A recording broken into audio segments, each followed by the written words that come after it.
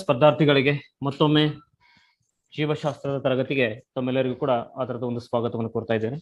ಇವತ್ತಿನ ಒಂದು ತರಗತಿಯಲ್ಲಿ one of the most important topic that is reproduction ಅಥವಾ ಸಂತಾನೋತ್ಪತ್ತಿ ಅಂತ ಹೇಳ್ತಾ ಬರ್ತಾ ಇರ್ತೀವಿ.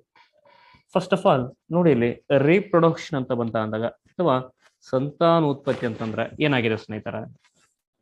ಸೊ ರೀಪ್ರೊಡಕ್ಷನ್ ಅಂತಂದ್ರೆ ನೋಡಿ, ಪ್ರತಿಯೊಂದು ಸಜೀವಿಗಳು ಪ್ರೌಢಾವಸ್ಥೆಯನ್ನು ತಲುಪಿದಾಗ ತನ್ನದೇ ರೀತಿಯಾದಂತಹ ಒಂದು ಹೊಸ ಜೀವಿಯನ್ನ ಸೃಷ್ಟಿ ಮಾಡ್ತಕ್ಕಂಥ ಒಂದು ಕ್ರಿಯೆಗೆ ನಾವಲ್ಲಿ ರೀಪ್ರೊಡಕ್ಷನ್ ಅಂತ ಕರಿತಾ ಬರ್ತಾ ಇರ್ತೀವಿ, ಸಂತಾನೋತ್ಪತ್ತಿ ಅಂತ ಹೇಳ್ಬೋದು.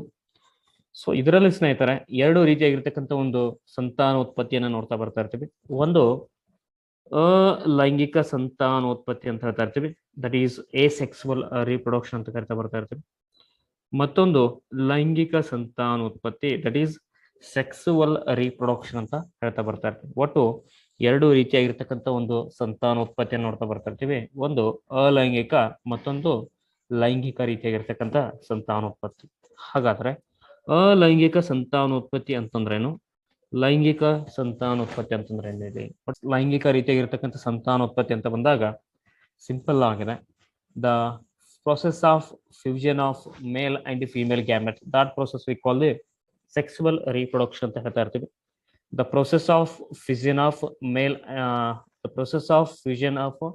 male and females gametes, that is ಒಂದು sexual reproduction ಅಂತಂದ್ರೆ ಅಲ್ಲಿ the process of fusion of male and female gametes not involving ಅಥವಾ without involving male and female gametes, that process we call the asexual reproduction ಅಂತ ನಾವು ಹೇಳ್ತಾ ಬರ್ತಾ ಇರ್ತೀವಿ.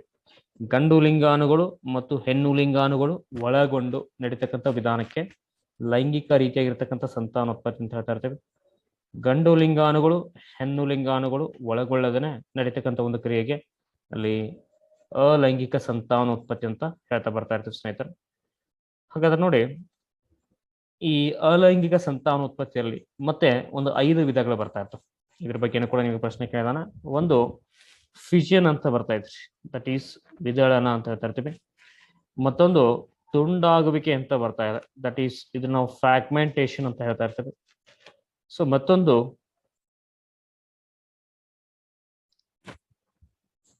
ಮೊಗ್ಗುವಿಕೆ ಅಂತ ಬರ್ತಾ ಇದ್ರಿ, ದಟ್ ಈಸ್ ಇದನ್ನ ಬಡ್ಡಿಂಗ್ ಅಂತ ಕರಿತಾ ಬರ್ತಾ ಇರ್ತೀವಿ, ಮೊಗ್ಗುವಿಕೆ. ನನ್ನ ಫೋರ್ತ್ ಒನ್ ಸ್ನೇಹಿತರೆ ಕಾಯಜ ರೀತಿಯ ಸಂತಾನೋತ್ಪತ್ತಿ ಅಂತ ಬರ್ತಾ ಇದೆ, ದಟ್ ಈಸ್ ವೆಜಿಟೇಟಿವ್ ರೀಪ್ರೊಡಕ್ಷನ್ ಅಂತ ಹೇಳ್ತಾ ಇರ್ತೀವಿ. ಅಂಡ್ ಆಲ್ಸೋ ಇಲ್ಲಿ ಬೀಜಾಣುಗಳ ಒಂದು ಉತ್ಪತ್ತಿ ಅಂತ ಬರ್ತಾ ಇದೆ, ದಟ್ ಮೀನ್ಸ್ ಸ್ಪೋರ್ ಫಾರ್ಮೇಶನ್ ಅಂತ ಹೇಳ್ತಾ ಬರ್ತಾ ಇರ್ತೀವಿ. ಒಟ್ಟು ಎಸೆಕ್ಸುವಲ್ ರೀಪ್ರೊಡಕ್ಷನ್ ಅಲ್ಲಿ 5 ರೀತಿಯಾಗಿರ್ತಕ್ಕಂಥ ವಿಧಗಳನ್ನ ನೋಡ್ತಾ ಬರ್ತಾ ಇರ್ತೀವಿ. ಫಸ್ಟ್ ವಿದಳನ ಅಂತ ಆಗಿರ್ಬೋದು, ನೆಕ್ಸ್ಟ್ ತುಂಡಾಗುವಿಕೆ ಅಂತ ಬರ್ತಾ ಇದೆ, ಮೊಗ್ಗುವಿಕೆ ಅಂತ ಬರ್ತಾ ಇದೆ, ಮತ್ತು ಕಾಯಜ ರೀತಿಯ ಸಂತಾನೋತ್ಪತ್ತಿ ಅಂತ ಹೇಳ್ತಾ ಬರ್ತೀವಿ. ಮತ್ತು ಅಲ್ಲಿ ಕೊನೆಯದಾಗಿ ಬರ್ತಕ್ಕಂಥದ್ದು ಬೀಜಕಗಳ ಉತ್ಪತ್ತಿ ಅಥವಾ ಬೀಜಾಣುಗಳ ಒಂದು ಉತ್ಪತ್ತಿ ಅಂತಾನು ಕೂಡ ಹೇಳ್ತಾ ಬರ್ತಾ ಇರ್ತೀವಿ. ಈಗ ಫಸ್ಟ್ ಒನ್ ನೋಡಿ, ಹಾಗಾದ್ರೆ ವಿದಳನ ಅಂತ ಬಂದಾಗ ಈ ವಿದಳನ ಕ್ರಿಯೆ ಅನ್ನೋದು ಫಿಸಿಯನ್ ಮೆಥಡ್ ಅಂತ ಹೇಳ್ತಾ ಇರ್ತೀವಿ. ಇಲ್ಲಿ ಚಿತ್ರದಲ್ಲಿ ನೋಡ್ತಾ ಇರ್ಬೋದು, ಯಾವುದೇ ಒಂದು ಏಕಕೋಶಿ ಜೀವಿಗಳಲ್ಲಿ ಉದಾಹರಣೆಗೆ ಬ್ಯಾಕ್ಟೀರಿಯಾ ಆಗಿರ್ಬೋದು, ಕೆಲವೊಂದಿಷ್ಟು ಏಕಕೋಶಿ ಜೀವಿಗಳಾಗಿರ್ಬೋದು, ಅಮೀಬಾ ಆಗಿರ್ಬೋದು, ಮತ್ತು ಕೆಲವೊಂದಿಷ್ಟು ಭಿನ್ನೋತ್ತರ ಏಕಕೋಶಿ ಜೀವಿಗಳಾಗಿರ್ಬೋದು, ಬ್ಯಾಕ್ಟೀರಿಯಾ. ಸೊ ಇಂಥ ಏಕಕೋಶಿ ಜೀವಿಗಳಲ್ಲಿ ಒಂದು ಹೊಸ ಸೃಷ್ಟಿಗೆ ಕಾರಣವಾಗ್ತಕ್ಕಂಥ ಒಂದು ವಿಧಾನ ಅಂತಂದ್ರೆ ದಟ್ ಈಸ್ ವಿದಳನ ಅಂತ ಕರೀತಾರೆ. ಸೊ ಪ್ರತಿಯೊಂದು ಜೀವಿಗಳು ಕೂಡ ಅಷ್ಟೇ ಸ್ನೇಹಿತರೆ, ಒಂದು ಪ್ರೌಢಾವಸ್ಥೆಗೆ ಬಂದಾಗ ತನ್ನದೇ ರೀತಿಯಾಗಿರ್ತಕ್ಕಂಥ ಮತ್ತೊಂದು ಹೊಸ ಜೀವಿಯನ್ನ ಏನ್ ಮಾಡ್ತಾ ಇದ್ದಾರೆ, ಸೃಷ್ಟಿಯನ್ನ ಮಾಡ್ತಾ ಇವೆ. ಬಟ್ ಅಲ್ಲಿ ಯಾವುದೇ ರೀತಿಯಾದಂತಹ ಗಂಡು ಲಿಂಗಾನ ಆಗಿರ್ಬೋದು ಮತ್ತು ಹೆಣ್ಣು ಲಿಂಗಾಣುಗಳಾಗಿರ್ಬೋದು ಒಳಗೊಳ್ತಾ ಇರೋದಿಲ್ಲ. ಹಾಗಾಗಿ ಈ ಒಂದು ಕ್ರಿಯೆಗೆ ನಾವು ಫಿಷನ್ ಅಂತ ಹೇಳ್ತಾ ಇರ್ತೀವಿ. ಜಸ್ಟ್ ಬಿಕಾಸ್ ಒಂದು ಎಕ್ಸಾಂಪಲ್ ಕೊಟ್ಟರೆ ಅರ್ಥ ಆಗ್ತಾ ಇರ್ತದೆ ನಿಮಗೆ. ಇಲ್ಲಿ ಒಂದು ಅಮೀಬಾ ಅಂತ ಇದೆ ಸ್ನೇಹಿತರೆ.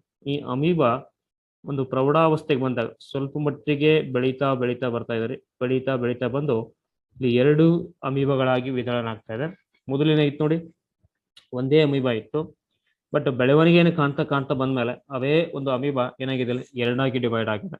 ಸೊ ಈ 2ಆಗಿ ಡಿವೈಡ್ ಆಯಿತು ಅಂತಂದ್ರೆ ಈ ಪ್ರೋಸೆಸ್ ಅನ್ನ ನಾವು ವಿದಳನ ಅಂತ ಕರಿತಾ ಬರ್ತಾ ಇರ್ತೀವಿ ಅಥವಾ ಫಿಷನ್ ಅಂತ ಹೇಳ್ತಾ ಇರ್ತೀವಿ. ಇದರಲ್ಲಿ ಒಂದು 2 ರೀತಿಯಾಗಿರ್ತಕ್ಕಂಥ ವಿಧಗಳನ್ನ ನೋಡ್ತಾ ಬರ್ತಾ ಇರ್ತೀವಿ. ಒಂದು ಬೈನರಿ ಫಿಷನ್ ಅಂತ ಬರ್ತಾ ಇದ್ರಿ, ದ್ವಿವಿದಳನ ಅಂತ ಕರಿತಾ ಇರ್ತೀವಿ. ಮತ್ತೊಂದು ಮಲ್ಟಿಪಲ್ ಫಿಷನ್ ಅಂತ ಬರ್ತಾ ಇದೆ, ದಟ್ ಮೀನ್ಸ್ ಬಹು ವಿದಳನ ಅಂತ ಹೇಳ್ತಾ ಬರ್ತಾ ಇರ್ತೀವಿ. ಸೊ ಬೈನರಿ ಫಿಷನ್ ಅಂತಂದ್ರೆ ಸಿಂಪಲ್ ಆಗಿದೆ, ಒಂದು ಆ ಜೀವಿಯು 2 ಕೋಶಗಳಾಗಿ ವಿಭಜನೆಗೆ ಒಳಪಟ್ಟರೆ ಅದನ್ನು ನಾವು ಬೈನರಿ ಫ್ಯೂಷನ್ ಅಂತ ಹೇಳ್ತೀವಿ. ಅದೇ ಒಂದು ಜೀವಿಯು 2ಕ್ಕಿಂತ ಹೆಚ್ಚು ಕೋಶಗಳಾಗಿ ವಿಭಜನೆಗೆ ಒಳಪಟ್ಟರೆ ಅದನ್ನು ನಾವಲ್ಲಿ ಮಲ್ಟಿಪಲ್ ಫ್ಯೂಷನ್ ಅಂತ ಹೇಳ್ತಾ ಬರ್ತಾ ಇರ್ತೀವಿ, ಅಥವಾ ಬಹು ವಿದಳನ ಅಂತ ಕೂಡ ಹೇಳ್ತಾ ಬರ್ಬೋದು. ಹಾಗಾದ್ರೆ ಈ ಒಂದು ವಿದಳನ ಕ್ರಿಯೆಗೆ ಉದಾಹರಣೆ ಯಾವುದು ಅಂತ ನಿಮ್ಗೆ ಪ್ರಶ್ನೆ ಕೇಳ್ತಾನ. ವಿದಳನ ಕ್ರಿಯೆಗೆ ಉದಾಹರಣೆ ಅಂತ ಬಂದಾಗ ಒಂದು ಸ್ನೇಹಿತರೆ ಬ್ಯಾಕ್ಟೀರಿಯಾ ಬರ್ತಾ ಇದೆ, ಏಕಕೋಶಿ ಜೀವಿಗಳು, ಅದನ್ನಲ್ಲಿ ಅಮೀಬಾ ಆಗಿರ್ಬೋದು, ಎಲ್ಲಾ ರೀತಿಯಾಗಿರ್ತಕ್ಕಂಥ ಒಂದು ಏಕಕೋಶಿ ಜೀವಿಗಳಲ್ಲಿ ಕಂಡು ಬರ್ತಕ್ಕಂಥ ಒಂದು ಪ್ರಾಸೆಸ್ ಯಾವ್ದಂತಂದ್ರೆ ಫ್ಯೂಷನ್ ಅಂತ ನಾವು ಹೇಳ್ತಾ ಬರ್ಬೋದು. ಅದೇ ತೆರನಾಗಿ ಎರಡನೇದಾಗಿರ್ತಕ್ಕಂಥ ಒಂದು ವಿಧಾನ ಸ್ನೇಹಿತರೆ ಮೊಗ್ಗುವಿಕೆ ಅಂತ ಬರ್ತಾ ಇದೆ, ಅಥವಾ ಇದು ನಾವು ಬಡ್ಡಿಂಗ್ ಅಂತಾನೂ ಕೂಡ ಹೇಳ್ಬೋದು. ಇಂಗ್ಲಿಷ್ ಮೊಗ್ಗುವಿಕೆ ಅಥವಾ ಬಡ್ಡಿಂಗ್ ಅಂತ ಕರಿತಾ ಬರ್ತಾ ಇರ್ತೀವಿ. ನೋಡಿ ಹಾಗಾದ್ರೆ ಮೊಗ್ಗುವಿಕೆ ಅಥವಾ ಬಡ್ಡಿಂಗ್ ಅಂತ ಬಂದಾಗ ಸ್ನೇಹಿತರ ಹೈಡ್ರಾ ಅಂತ ಒಂದು ಜೀವಿ ಬರ್ತಾ ಇದೆ, ನೀವೆಲ್ಲ ನೋಡಿರ್ತೀರಿ. ಹೈಡ್ರಾ ಅಂತಂದು ಈ ತರ ಇರ್ತದೆ. ಈ ಹೈಡ್ರಾದ ಜೀವಿಗಳಲ್ಲಿ ಬೆಳವಣಿಗೆಯನ್ನು ಕಾಣ್ತಾ ಇರ್ಬೇಕಾದ್ರೆ ಅದೇ ಹೈಡ್ರಾದ ಒಂದು ಸೈಡ್ಸ್ ಅಲ್ಲಿ ಏನು ಬರ್ತಾ ಇದೆ, ಸಣ್ಣದಾಗಿರ್ತಕ್ಕಂಥ ಒಂದು ಮೊಗ್ಗುಗಳು ಕಂಡು ಬರ್ತಾ ಇದೆ, ಅಥವಾ ಚಿಗುರುಗಳಂತಾನು ಕೂಡ ನಾವು ಹೇಳ್ತಾ ಬರ್ತಾ ಇರ್ತೀವಿ. ಸೊ ಆ ಒಂದು ಮೊಗ್ಗು ಅಥವಾ ಚಿಗುರು ಆಡು ಭಾಷೆಯಲ್ಲಿ ಹೇಳ್ಬೇಕಂತಂದ್ರೆ ಒಂದು ಮೊಗ್ಗು ಬೆಳೀತಾ ಇದೆ, ಚಿಗುರು ಬೆಳೀತಾ ಇದೆ, ಅಂಕುರ ಬೆಳೀತಾ ಇದೆ. ಅಂಕುರ ಅಂದ್ರೂ ಕೂಡ ಇಲ್ಲಿ ಮೊಗ್ಗು ಅಂತಾನೆ ನಾವು ಕರಿತಾ ಬರ್ತಾ ಇರ್ತೀವಿ. ಸೊ ಆ ಒಂದು ಮೊಗ್ಗುರಿ ಕೆಲವೊಂದಿಷ್ಟು ದಿನಗಳ ಕಾಲ ಅದೇ ಜೀವಿಯಲ್ಲಿ ಬೆಳೆದ್ಬಿಟ್ಟು ಮತ್ತೆ ಆ ಜೀವಿಯಿಂದ ಏನಾಗ್ತಾ ಇದು ಬೇರ್ಪಡ್ತಾ ಇದೆ. ಸೊ ಈ ತರ ಬೇರ್ಪಡ್ತು ಅಂತಂದ್ರೆ ಸೊ ಆ ಒಂದು ಕ್ರಿಯೆಗೆ ನಾವು ಬಡ್ಡಿಂಗ್ ಅಂತ ಬರ್ತಾ ಇರ್ತೀವಿ. ಸೊ ಇದು ಈ ಅಂತಹ ಜೀವಿಗಳಲ್ಲಿ ಕಂಡು ಬರ್ತಾ ಅಂತ ನಿಮಗೆ ಪ್ರಶ್ನೆ ಕೇಳ್ತಾನ. ಒಂದು ಸ್ನೇಹಿತರೆ ಈಸ್ಟ್ ಅಂತ ಬರ್ತಾ ಇದೆ. ಈಸ್ಟ್ ಅಂತಂದ್ರೆ ಇದು ಫಂಗಸ್ಗಳ ಗುಂಪಿಗೆ ಬರ್ತದೆ. ನಾನು ನಿಮ್ಗೆ ಹೇಳಿದ್ದೀನಿ ಈಸ್ಟ್ ಅಂತ ಜೀವಿಗಳಾಗಿರ್ಬೋದು. ಮತ್ತು ಹೈಡ್ರೋ ಅಂತಂದ್ರೆ ಇದು ಕುಟುಕು ಕಣವಂತಗಳ ಒಂದು ಗುಂಪಿಗೆ ಎಕ್ಸಾಂಪಲ್ ಆಗ್ತಾ ಇರ್ತದೆ. ಕುಟುಕು ಕಣವಂತಗಳು ಅಂತಂದ್ರೆ ಸೆಲೆಂಟರೇಟಾ ಅಂತ ನಾವು ಹೇಳ್ತಾ ಇರ್ತೀವಿ. ಆ ಸೆಲೆಂಟರೇಟಾ ಗುಂಪಿಗೆ ಎಕ್ಸಾಂಪಲ್ ಆಗ್ತಕ್ಕಂಥದ್ದು ಹೈಡ್ರಾ.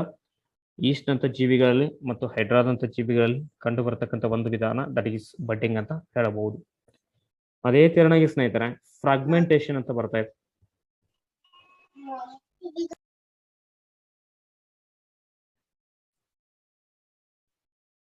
ಫ್ರಾಗ್ಮೆಂಟೇಶನ್ ಅಂತಂದ್ರೆ ಕನ್ನಡದಲ್ಲಿ ಸ್ನೇಹಿತರೆ ತುಂಡಾಗುವಿಕೆ ಅಂತ ಹೇಳ್ತಾ ಇರ್ತೀವಿ.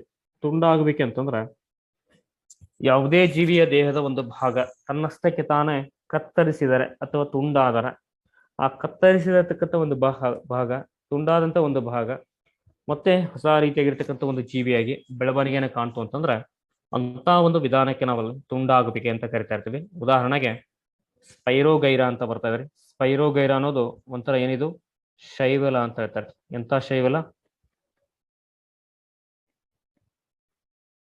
ಹಸಿರು ಶೈವಲ ಅಂತ ಹೇಳ್ತಾರೆ.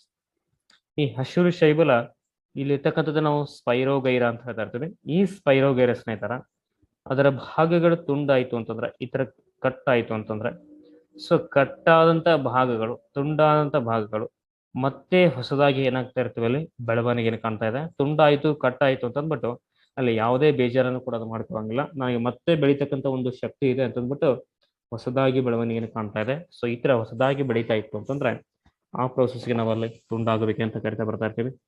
ಅಂಡ್ ಆಲ್ಸೋ ಈ ನಕ್ಷತ್ರ ಮೀನು ಅಂತ ಬರ್ತದೆ. ದಟ್ ಮೀನ್ಸ್ ಸ್ಟಾರ್ ಫಿಶ್ ಅಂತ ಹೇಳ್ತಾ ಇರ್ತೀವಿ. ಒಂದು 5 ಸ್ಟಾರ್ಸ್ ನ ಹೊಂದಿರ್ತದ್ರೆ ಈ ರೀತಿಯಾಗಿ. ಇದ್ರೊಳಗಡೆ ಯಾವ್ದಾದ್ರು ಒಂದು ಪೋರ್ಷನ್ಸ್ ಒಂದು ಭಾಗ ಕಟ್ ಆಯ್ತು ಅಂತಂದ್ರೆ ತುಂಡಾಯ್ತು ಅಂತಂದ್ರೆ ಕಟ್ ಆದಂತ ಭಾಗ ಎಲ್ಲೋ ಅಷ್ಟೇ ಯಾವುದೇ ಕಾರಣಕ್ಕೂ ಕೂಡ ಅದು ಬೇಜಾರು ಮಾಡ್ಕೊಳಂಗಿಲ್ಲ. ಮತ್ತೆ ಹೇಳ್ತದ ನನಗೆ ಮತ್ತೆ ಬೆಳೀತಕ್ಕಂಥ ಒಂದು ಶಕ್ತಿ ಇದೆ. ಸೊ ಮತ್ತೆ ನನಗೆ ಅಲ್ಲಿ ಮರು ಹುಟ್ಟನ್ನು ಪಡಿತಕ್ಕಂಥ ಶಕ್ತಿ ಇದೆ ಅಂತಂದ್ಬಿಟ್ಟು ಮತ್ತೆ ಹೊಸದಾಗಿ ಬೆಳೀತಾ ಇರ್ತದೆ. ಆ ತರ ಬೆಳೀತಾ ಇತ್ತು ಅಂತಂದ್ರೆ ಸೊ ಆ ಒಂದು ಜೀವಿಯನ್ನು ಕೂಡ ನಾವಲ್ಲಿ ನಕ್ಷತ್ರ ಮೀನು ಅಂತ ಕರಿತಾ ಇರ್ತೀವಿ. ಅಲ್ಲಿ ಕಂಡು ಬರ್ತಕ್ಕಂಥ ವಿಧಾನಕ್ಕೆ ತುಂಡಾಗಬೇಕೆ ಅಂತ ಹೇಳ್ತಾ ಇರ್ತೀವಿ. ಇನ್ನು ಸ್ನೇಹಿತರ ಮೂರನೇದಾಗಿರ್ತಕ್ಕಂಥ ಒಂದು ಪ್ರೋಸೆಸ್ ಬರ್ತಾ ಇದೆ ಇಲ್ಲಿ ಎಸೆಕ್ಸುವಲ್ ರಿಪ್ರೊಡಕ್ಷನ್ ಅಲ್ಲಿ. ದಟ್ ಈಸ್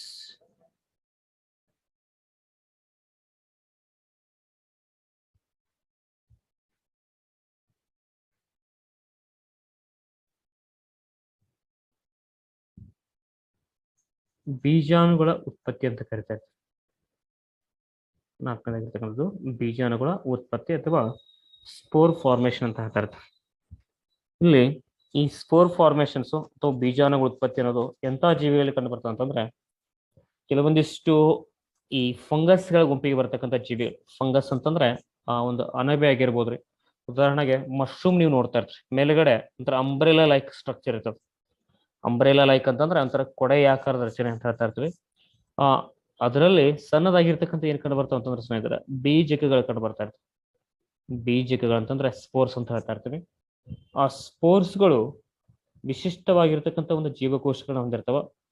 ಸೊ ಅವುಗಳೇನಾಗ್ತಾವ ಅಂತಂದ್ರೆ ಭೂಮಿಯ ಮೇಲೆ ಬಿತ್ತು ಅಂತಂದ್ರೆ ಸೊ ಬಿದ್ದಂತ ಟೈಮಲ್ಲಿ ಆ ಒಂದು ಬೀಜಕಗಳು ಅದಕ್ಕೆ ಪೂರಕವಾಗಿರ್ತಕ್ಕಂಥ ಒಂದು ವಾತಾವರಣ ಸಿಕ್ತು, ಪೂರಕವಾಗಿರ್ತಕ್ಕಂಥ ಒಂದು ನೀರಿನ ಅಂಶಗಳು ಸಿಕ್ತು ಅಂತಂದ್ರೆ ಮತ್ತೆ ಏನಾಗ್ತಾ ಇದೆ, ಹೊಸದಾಗಿರ್ತಕ್ಕಂಥ ಒಂದು ಸಸ್ಯಗಳಾಗಿ ಬೆಳವಣಿಗೆಯನ್ನು ಕಾಣ್ತಾ ಇದೆ.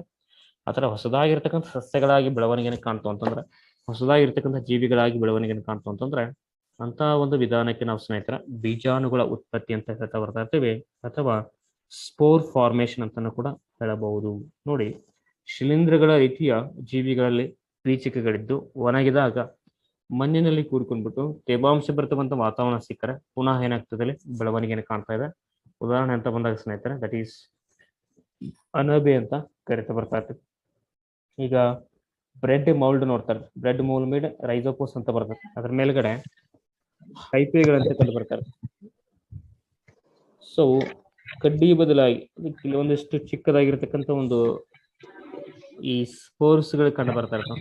ಉದಾಹರಣೆಗೆ ಸಣ್ಣದಾಗಿರ್ತಕ್ಕಂಥ ಒಂದು ಫಂಗಸ್ಗಳ ಮೇಲೆ ಸಣ್ಣದಾಗಿ ಚಿಕ್ಕದಾಗಿರ್ತಕ್ಕಂಥ ಒಂದು ಬೀಜಕಗಳು ಕಂಡು ಬರ್ತಾ ಇರ್ತವೆ. ಆ ಬೀಜಕಗಳು ಒಣಗಿ ಮತ್ತೆ ಭೂಮಿ ಮೇಲೆ ಬಿತ್ತು ಅಂತಂದ್ರೆ ತೇವಾಂಶ ಇರ್ತಕ್ಕಂಥ ವಾತಾವರಣ ಸಿಕ್ತು ಅಂತಂದ್ರೆ ಅಲ್ಲಿ ಮತ್ತೆ ಹೊಸದಾಗಿ ಬೆಳವಣಿಗೆಯನ್ನು ಕಾಣ್ತಾ ಇದೆ. ಸೊ ಇಂಥವುಗಳಿಗೆ ನಾವು ಈ ಬೀಜಾಣುಗಳ ಒಂದು ಉತ್ಪತ್ತಿ ಅಂತ ಹೇಳ್ತಾ ಇರ್ತೀವಿ. ಇಂತಹ ಜೀವಿಗಳಲ್ಲಿ ಕಂಡು ಬರ್ತದೆ ಅಂತ ನಿಮಗೆ ಪ್ರಶ್ನೆ ಕೇಳ್ತಾ ಇರ್ತಾನ. ಸೊ ಅದು ಶಿಲೀಂಧ್ರಗಳ ರೀತಿಯಾಗಿರ್ತಕ್ಕಂಥ ಕೆಲವೊಂದಿಷ್ಟು ಜೀವಿಗಳಂತ ಹೇಳ್ತಾ ಬರ್ತಾ ಇರ್ತೀವಿ. ಅದೇ ಸ್ನೇಹಿತರೆ ಕೊನೆಯದಾಗಿ ಬರ್ತಕ್ಕಂಥ ಒಂದು ಸಿಸ್ಟಮ್ಯಾಟಿಕ್ ವ್ಯವಸ್ಥೆ ಏನಪ್ಪಾ ಅಂತಂದ್ರೆ ಈ ಕಾಯಜ ರೀತಿಯಾಗಿರ್ತಕ್ಕಂಥ ಸಂತಾನೋತ್ಪತ್ತಿ ಅಂತ ಬರ್ತಾ ಇದೆ. ದಟ್ ಮೀನ್ಸ್ ವೆಜಿಟೇಟಿವ್ ರೀಪ್ರೊಡಕ್ಷನ್ ಅಂತ ಹೇಳ್ತಾ ಇರ್ತೀವಿ. ಇಲ್ಲಿ ಸಸ್ಯಗಳ ಒಂದು ಕಾಂಡ ಆಗಿರ್ಬೋದು, ಎಲೆಗಳಾಗಿರ್ಬೋದು ಮತ್ತು ಬೇರುಗಳಾಗಿರ್ಬೋದ್ರಿ, ಮುಂತಾದವುಗಳಲ್ಲಿ ಹೊಸ ರೀತಿಯಾಗಿರ್ತಕ್ಕಂಥ ಒಂದು ಸಸ್ಯಗಳು ಬೆಳೀತಕ್ಕಂಥ ಒಂದು ವಿಧಾನಕ್ಕೆ ನಾವಲ್ಲಿ ಈ ಕಾಯಜ ರೀತಿಯಾಗಿರ್ತಕ್ಕಂಥ ಸಂತಾನೋತ್ಪತ್ತಿ ಅಂತ ಹೇಳ್ತಾ ಇರ್ತೀವಿ. ಉದಾಹರಣೆಗೆ ಕಬ್ಬು ಸಹ ಬರ್ತಾ ಇದ್ದಾರೆ, ಬ್ರಯೋಫೈಲಮ್ ಅಂತ ಬರ್ತದ. ಬ್ರಯೋಫೈಲಮ್ ನೋಡಿ ಒಂಥರ ಎಲೆ ಇದು ಈ ತರ ಇರ್ತದ. ಈ ಬ್ರಯೋಫೈಲಮ್ ಎಲೆ ಮೇಲ್ಗಡೆ ಸಣ್ಣದಾಗಿರ್ತಕ್ಕಂಥ ಒಂದು ಸಸ್ಯಗಳು ಬೆಳೀತಾ ಇರ್ತವೆ. ಆ ಸಣ್ಣದಾಗಿರ್ತಕ್ಕಂಥ ಸಸ್ಯಗಳು ಬೆಳೆದ್ಬಿಟ್ಟು ಅವೇ ಸಸ್ಯಗಳು ಮತ್ತೆ ಏನಾಗ್ತಾ ಇರ್ತವೆ, ತುಂಡ ಆಗ್ಬಿಟ್ಟು ಕಟ್ ಆಗ್ಬಿಟ್ಟು ಹೊಸದಾಗಿ ಬೆಳವಣಿಗೆ ಕಾಣ್ತಾ ಇದೆ. ಬ್ರಯೋಫೈಲಮ್, ಶುಂಠಿ ಬರ್ತಾ ಇದೆ, ಬಾಳೆ ಗಿಡ ಬರ್ತಾ ಇದೆ, ಅಂಡ್ ಆಲ್ಸೋ ಕಿತ್ತಳೆ ಗಿಡ ಆಗಿರ್ಬೋದು, ದೆನ್ ಗುಲಾಬಿ ಆಗಿರ್ಬೋದ್ರಿ, ದೆನ್ ಮಲ್ಲಿಗೆ ಗಿಡ ಆಗಿರ್ಬೋದು. ಅವನ್ನೆಲ್ಲ ನಾವು ತುಂಡು ಮಾಡಿ ಅಥವಾ ಕಟ್ ಮಾಡಿ ಹಚ್ತಾ ಇರ್ತೀವಿ. ಮಲ್ಲಿಗೆ ಗಿಡ ಆಗಿರ್ಬೋದು, ಇವೆಲ್ಲಗಳು ಕೂಡ ಎಂತಹ ಒಂದು ಇರ್ತಕ್ಕಂಥ ಸಂತಾನೋತ್ಪತ್ತಿಗೆ ಎಕ್ಸಾಂಪಲ್ ಅಂತಂದ್ರೆ ಕಾಯಜ ರೀತಿಯ ಸಂತಾನೋತ್ಪತ್ತಿ ಅಂತ ಹೇಳ್ತಾ ಇರ್ತೀವಿ, ಅಥವಾ ವೆಜಿಟೇಟಿವ್ ರೀಪ್ರೊಡಕ್ಷನ್ ಅಂತ ಹೇಳ್ತಾ ಬರ್ತಾರೆ. ಸಸ್ಯದ ಕಾಂಡ ಆಗಿರ್ಬೋದು, ಎಲೆ ಆಗಿರ್ಬೋದು ಮತ್ತು ಬೇರುಗಳಾಗಿರ್ಬೋದು, ಸೊ ಮುಂತಾದ ಭಾಗಗಳಲ್ಲಿ ಹೊಸ ರೀತಿಯಾಗಿರ್ತಕ್ಕಂಥ ಸಸ್ಯಗಳು ಬೆಳೀತಾ ಇತ್ತು ಅಂತಂದ್ರೆ ನಾವಲ್ಲಿ ವೆಜಿಟೇಟಿವ್ ಪ್ರೊಪಗೇಷನ್ ಆಫ್ ರೀಪ್ರೊಡಕ್ಷನ್ ಅಂತಾನು ಕೂಡ ಹೇಳ್ತಾ ಬರ್ತಾ ಇರ್ತೀವಿ. ವಾಟ್ ಆರ್ ದಿ ಎಕ್ಸಾಂಪಲ್ಸ್ ಅಂತ ಬಂದಾಗ ಬಾಳೆ ಗಿಡ ಬರ್ತಾ ಇರ್ತದ, ಕಿತ್ತಳೆ ಗಿಡ ಬರ್ತಾ ಇದೆ, ಗುಲಾಬಿ ಗಿಡ ಬರ್ತಾ ಇದೆ, ಮಲ್ಲಿಗೆ ಗಿಡ ಬರ್ತಾ ಇದೆ. ಸೊ ಮುಂತಾದ ಒಂದು ಸಸ್ಯಗಳನ್ನ ನಾವಲ್ಲಿ ಕಾಯಜ ರೀತಿಯಾಗಿರ್ತಕ್ಕಂಥ ಸಂತಾನೋತ್ಪತ್ತಿಗೆ ಎಕ್ಸಾಂಪಲ್ ಆಗಿ ತೆಗೆದುಕೊಳ್ತಾ ಬರ್ತಾ ಇರ್ತೀವಿ. ಹಾಗಾದ್ರೆ ನೋಡಿ, one of the important aspect, important concept ಅಂತಾನು ಕೂಡ ನಾವಿಲ್ಲಿ ಹೇಳಬಹುದು. ದಟ್ ಈಸ್ ಸ್ನೇಹಿತರೆ ಹ್ಯೂಮನ್ ರೀಪ್ರೊಡಕ್ಟಿವ್ ಸಿಸ್ಟಮ್ ಅಂತ ಬರ್ತಾ ಇರ್ತದೆ. ದಟ್ ಈಸ್ ಅಲ್ಲಿ ಮಾನವರಲ್ಲಿ ಒಂದು ಸಂತಾನೋತ್ಪತ್ತಿ ಅಂತಾನು ಕೂಡ ಹೇಳ್ತಾ ಬರ್ತಾ ಇರ್ತೀವಿ. ಆಲ್ರೆಡಿ ನಾವು ಡಿಸ್ಕಸ್ ಮಾಡಿದಾಗೆ ಇಲ್ಲಿ ಸಂತಾನೋತ್ಪತ್ತಿ ವಿಧಾನದಲ್ಲಿ ಎರಡು ರೀತಿಯಾಗಿರ್ತಕ್ಕಂಥ ಒಂದು ವಿಧಾನಗಳು ಬರ್ತಾ ಇದಾವ. ಫಸ್ಟ್ ಒನ್ ಲೈಂಗಿಕ ಸಂತಾನೋತ್ಪತ್ತಿ ಅಂತ ಹೇಳ್ತಾ ಇರ್ತೀವಿ, ಮತ್ತೊಂದು ಅಲೈಂಗಿಕ ಸಂತಾನೋತ್ಪತ್ತಿ ಅಂತ ಹೇಳ್ತಾ ಇರ್ತೀವಿ. ಇಷ್ಟೊತ್ತು ಕೂಡ ನಾವಲ್ಲಿ ಅಲೈಂಗಿಕ ಸಂತಾನೋತ್ಪತ್ತಿ ಬಗ್ಗೆ ಒಂದು 5 ವಿಧಗಳು ಬರ್ತಾ ಇದಾವೆ ಅಂತ ಅಂದ್ಬಿಟ್ಟು ಗೊತ್ತಾಯ್ತು. ಬಟ್ ಇಲ್ಲಿ ಲೈಂಗಿಕ ಸಂತಾನೋತ್ಪತ್ತಿ ಅಂತಂದಾಗ ಸ್ನೇಹಿತರೆ ಗಂಡು ಲಿಂಗಾಣುಗಳು ಮತ್ತು ಹೆಣ್ಣು ಲಿಂಗಾಣುಗಳು ಒಳಗೊಂಡು ನಡೀತಕ್ಕಂಥ ಒಂದು ಕ್ರಿಯೆಗೆ ನಾವಲ್ಲಿ ಲೈಂಗಿಕ ರೀತಿಯಾಗಿರ್ತಕ್ಕಂಥ ಸಂತಾನೋತ್ಪತ್ತಿ ಅಂತ ಹೇಳ್ತಾ ಬರ್ತಾ ಇರ್ತೀವಿ. ನೋಡಿ, ಇಲ್ಲೂ ಅಷ್ಟೇ ಲೈಂಗಿಕ ರೀತಿಯಾಗಿರ್ತಕ್ಕಂಥ ಸಂತಾನೋತ್ಪತ್ತಿ ಅಂತ ಬಂದಾಗ ಇಲ್ಲಿ ಯಾವುದೇ ರೀತಿಯಾಗಿರ್ತಕ್ಕಂಥ ಹೆಸಿಟೇಷನ್ ಮಾಡ್ಕೊಳ್ಳುವಂತ ಅವಶ್ಯಕತೆ ಇಲ್ಲ ರೀ. ಸೊ ಕಾನ್ಸೆಪ್ಟ್ ನಿಮ್ಮ ಸಬ್ಜೆಕ್ಟ್ ವೈಸು ನಿಮ್ಮ ಒಂದು ಜ್ಞಾನದ ದೃಷ್ಟಿಯಿಂದ ನಾ ಏನು ಹೇಳ್ಬೇಕೆಲ್ಲ ಪ್ರತಿಯೊಂದು ಕೊಡ್ತಾ ಇರ್ತೀನಿ ನಿಮಗೆ ಇಲ್ಲಿ. ಹಾಗಾದ್ರೆ ಈ ಪುರುಷರಲ್ಲಿ ಪ್ರೌಢಾವಸ್ಥೆಯನ್ನು ತಲುಪಿದಾಗ ಕೆಲವೊಂದಿಷ್ಟು ಬದಲಾವಣೆಗಳನ್ನು ನಾವು ಗಮನಿಸ್ತಾ ಇರ್ತೀವಿ. ಪುರುಷರಲ್ಲಿ ಪ್ರೌಢಾವಸ್ಥೆಯನ್ನು ಬಂದಾಗ ಸುಮಾರು 15 ರಿಂದ 18 ವಯಸ್ಸು ಅಂತ ಹೇಳ್ತಾ ಇರ್ತೀವಿ. ಆ ಒಂದು ಏಜ್ ಅಲ್ಲಿ ಕೆಲವೊಂದಿಷ್ಟು ಬದಲಾವಣೆಗಳು ಕಂಡು ಬರ್ತಾ ಇರ್ತವ. ಉದಾಹರಣೆಗೆ ಧ್ವನಿ ಚೇಂಜ್ ಆಗ್ತಾ ಇರ್ತೀವಿ, ಧ್ವನಿ ಗಡಸಾಗ್ತಾ ಇರ್ತವ, ದೈಹಿಕವಾಗಿರ್ತಕ್ಕಂಥ ಬೆಳವಣಿಗೆಯನ್ನು ನೋಡ್ತಾ ಬರ್ತಾ ಇರ್ತೀವಿ, ಮಾನಸಿಕವಾಗಿರ್ತಕ್ಕಂಥ ಬೆಳವಣಿಗೆ ನೋಡ್ತಾ ಬರ್ತಾ ಇರ್ತೀವಿ, ಮತ್ತು ಲೈಂಗಿಕ ಆಸಕ್ತಿ ಅನ್ನೋದು ಕೂಡ ಅಲ್ಲಿ ಹೆಚ್ಚಾಗ್ಲಿಕ್ಕೆ ಶುರು ಆಗ್ತಾ ಇರ್ತದೆ. ಇವೆಲ್ಲಾ ಬದಲಾವಣೆಗಳು ಆಗ್ಬೇಕು ಅಂತಂದ್ರೆ ಸ್ನೇಹಿತರೆ, ಪುರುಷರಲ್ಲಿ ಒಂದು ಹಾರ್ಮೋನ್ ಬೇಕಾಗ್ತದೆ. ಆ ಹಾರ್ಮೋನು ಯಾವ್ದಂತಂದ್ರೆ ಟೆಸ್ಟೋಸ್ಟೆರಾನ್ ಅಂತ ಕರೀತಾರೆ. ಪುರುಷರಲ್ಲಿ ಬದಲಾವಣೆಗಳಿಗೆ ಕಾರಣವಾಗ್ತಕ್ಕಂಥ ಒಂದು ಹಾರ್ಮೋನ್ ಯಾವ್ದು ಅಂತ ನೀವು ಪ್ರಶ್ನೆ ಕೇಳ್ತಾನ, ಟೆಸ್ಟೋಸ್ಟೆರಾನ್. ಅಥವಾ ಪುರುಷರಲ್ಲಿ ಒಂದು ಪುರುಷತ್ವದ ಲಕ್ಷಣಗಳನ್ನ ತೋರಿಸುವಂತ ಒಂದು ಹಾರ್ಮೋನ್ ಯಾವ್ದಂತ ಬಂದಾಗ ಅದನ್ನು ಕೂಡ ನಾವಲ್ಲಿ ಟೆಸ್ಟೋಸ್ಟೆರಾನ್ ಅಂತ ಕರಿತಾ ಬರ್ತಾ ಇರ್ತೀವಿ. ಸೊ ಈ ಟೆಸ್ಟೋಸ್ಟೆರಾನ್ ಎಲ್ಲಿಂದ ಬರ್ತಾ ಇದೆ ಹಾಗಾದ್ರೆ? ಟೆಸ್ಟೀಸ್ ಇಂದ ಬರ್ತಾ ಇದೆ ರೀ. ಟೆಸ್ಟೀಸ್ ಅಂತ ಹೇಳ್ತೀವಿ, ಅಥವಾ ಇದಕ್ಕೆ ನಾವಲ್ಲಿ ವೃಷಣಗಳಂತ ಕರಿತಾ ಬರ್ತಾ ಇರ್ತೀವಿ. ಈ ಟೆಸ್ಟೀಸು ಅಥವಾ ವೃಷಣಗಳಿಂದ ಬರ್ತಾ ಇದೆ. ಒಬ್ಬ ಪುರುಷ ಹುಟ್ಟಿದಾನಂತಂದ್ರೆ ಆ ಪುರುಷನ ಒಂದು ಬೆನ್ನಿನ ಹಿಂಭಾಗದಲ್ಲಿ ಅಬ್ಡಾಮಿನಲ್ ಕ್ಯಾವಿಟಿ ಅಂತ ಬರ್ತಾ ಇರ್ತದೆ. ಆ ಅಬ್ಡಾಮಿನಲ್ ಕ್ಯಾವಿಟಿಗಳ ಮೇಲ್ಗಡೆ ಒಂಥರ ಏನಿರ್ತಾವ, ಎರಡು ರೌಂಡ್ ಲೈಕ್ ಸ್ಟ್ರಕ್ಚರ್ಸ್, ದುಂಡಾದಂತ ರಚನೆಗಳು ಕಂಡು ಬರ್ತಾ ಇರ್ತಾವ. ಆ ದುಂಡಾದಂತ ರಚನೆಗಳು ಆ ಮಗು ಬೆಳೀತಾ ಬೆಳೀತಾ ಬೆಳೀತಾ ಬರಬೇಕಾದ್ರೆ ಅವುಗಳೇನಾಗ್ತವೆ, ಮೂವ್ ಆಗ್ತಾ ಕೆಳಗಡೆಗೆ ಒಂದು ಸ್ಕ್ರೋಟಮ್ ಬ್ಯಾಗ್ ಅಂತ ಬರ್ತಾ ಇರ್ತದೆ, ಅಥವಾ ಇದು ನಾವು ಸ್ಕ್ರೋಟಮ್ ಚೀಲ ಅಂತ ಕರಿತಾ ಇರ್ತೇವೆ.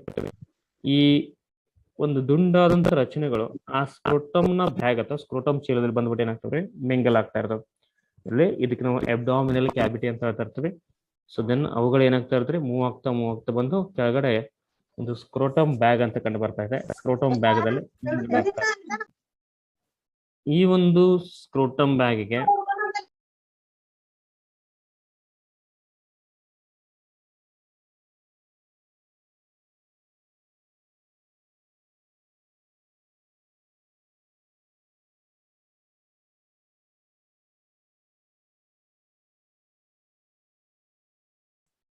ಸೊ ಇದಕ್ಕೆ ನಾವಲ್ಲಿ ಸ್ಕ್ರೋಟಮ್ ಚೀಲ ಅಂತ ಹೇಳ್ತಾ ಇರ್ತೀವಿ, ಅಥವಾ ಸ್ಕ್ರೋಟಮ್ ಬ್ಯಾಗ್ ಅಂತ ಹೇಳ್ತಾ ಇರ್ತೀವಿ. ಇಲ್ಲಿರ್ತಕ್ಕಂಥ ಒಂದು ಟೆಸ್ಟಿಸ್ ಅಥವಾ ವೃಷಣಗಳು ಮೂವ್ ಆಗ್ತಾ ಇದರಲ್ಲಿ ಬಂದು ಸೇರ್ಕೊಳ್ತಾ ಇರ್ತದೆ. ಬಟ್ ಕಾಮನ್ ಆಗಿ ನಮ್ ನೋಡಿದಾಗ ಎರಡು ಸಪರೇಟ್ ಇದಾವೇನೋ ಅಂತ ಅನಿಸ್ತಾ ಇರ್ತದೆ. ಬಟ್ ಎರಡು ಸಪರೇಟ್ ಆಗಿರೋದಿಲ್ಲ, ಒಂದೇ ಕೋಟಿಂಗ್ ಇರ್ತದ್ರಿ. ಒಂದೇ ಕೋಟಿಂಗ್ ನ ಒಳಭಾಗದಲ್ಲಿ ಅಲ್ಲಿ ಏನ್ ಕಂಡು ಬರ್ತಾ ಇರ್ತವ, ಎರಡು ಟೆಸ್ಟಿಸ್ ಕಂಡು ಬರ್ತಾ ಇರ್ತದ. ಸೊ ಈ ಟೆಸ್ಟಿಸ್ ಇಂದ ಏನು ಪ್ರೊಡ್ಯೂಸ್ ಆಗ್ತಾ ಇದೆ ಅಂತಂದ್ರೆ ಟೆಸ್ಟೋಸ್ಟಿರಾನ್ ಪ್ರೊಡ್ಯೂಸ್ ಆಗ್ತಾ ಬರ್ತಾ ಇರ್ತದೆ ಸ್ನೇಹಿತರ. ಇಲ್ಲಿ ನೀವು ಚಿತ್ರದಲ್ಲಿ ಗಮನಿಸ್ತಾ ಇರ್ತೀರಿ, ಏನಪ್ಪಾ ಅಂತಂದ್ರೆ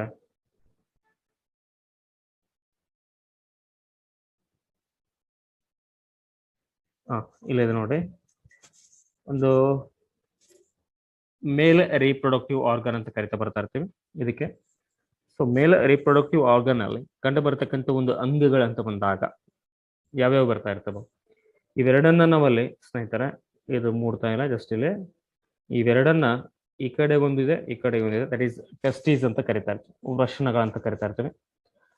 ದೆನ್ ಟೆಸ್ಟೀಸ್ ನ ಒಳಭಾಗದಲ್ಲಿ ಇರುವಂತ ಒಂದು ರಚನೆಗೆ ಸ್ನೇಹಿತರೆ ಸೆಮಿನಿಫೆರಸ್ ಟ್ಯೂಬುಲ್ಸ್ ಅಂತ ಕರಿತೀವಿ. ನಾನು ನಿಮಗೆ ಇನ್ನೊಂದು ಇದೆ ಡಯಾಗ್ರಾಮ್ ಅಲ್ಲಿ ತೋರಿಸ್ತೀನಿ ನಿಮಗೆ. ಸೆಮಿನಿಫೆರಸ್ ಟ್ಯೂಬುಲ್ಸ್ ಇಲ್ಲಿ ಏನು ಒಂಥರ ಉದ್ದಕ ರಚನೆಗಳು ನೋಡ್ರಿ, ಈ ಉದ್ದವಾದಂತ ರಚನೆಗಳಿಗೆ ಸೆಮಿನಿಫೆರಸ್ ಟ್ಯೂಬುಲ್ಸ್ ಅಂತ ಹೇಳ್ತಾ ಇರ್ತೀವಿ. ದೆನ್ ನೆಕ್ಸ್ಟ್ ಇಲ್ಲಿ ಮೇಲ್ಗಡೆ ಇರ್ತಕ್ಕಂಥ ಒಂದು ರಚನೆ ಇದೆ ನೋಡ್ರಿ, ಈ ರಚನೆಗೆ ಎಪಿಡಿಡೈಮಿಸ್ ಅಂತ ಹೇಳ್ತಾ ಇರ್ತೀವಿ. ದೆನ್ ಇಲ್ಲಿಂದ ಹೋಗುವಂತ ಒಂದು ಡಕ್ಟ್ ಇದೆ ನಾಳ, ಇಲ್ಲಿ ಒಂದು ಮಾರ್ಕನ್ನ ತೋರಿಸಿದೆ ನಿಮಗೆ, ಹೋಗ್ತಾ ಇದೆ ನಾಳ. ಈ ನಾಳವನ್ನ ನಾವಲ್ಲಿ ವ್ಯಾಸ್ ಡಿಫರೆನ್ಸ್ ಅಂತ ಕರಿತಾ ಇರ್ತೀವಿ, ಅಥವಾ ಡಕ್ಟ್ಸ್ ಆಫ್ ಡಿಫರೆನ್ಸ್ ಅಂತ ಹೇಳ್ಬೋದು, ಅಥವಾ ವ್ಯಾಸ್ ಡಿಫರೆನ್ಸ್ ಅಂತ ಹೇಳ್ತಾ ಬರ್ತಾ ಇರ್ತೀವಿ. ದೆನ್ ಈ ಒಂದು ಭಾಗದಲ್ಲಿ ಬಂದಾಗ ಸ್ನೇಹಿತರ ಈ ರಚನೆಗೆ ನಾವು ಯುರಿನರಿ ಬ್ಲಾಡರ್ ಅಂತ ಕರಿತೇವೆ, ಅಥವಾ ಮೂತ್ರಕೋಶ ಅಂತ ಹೇಳ್ತಾ ಇರ್ತೀವಿ.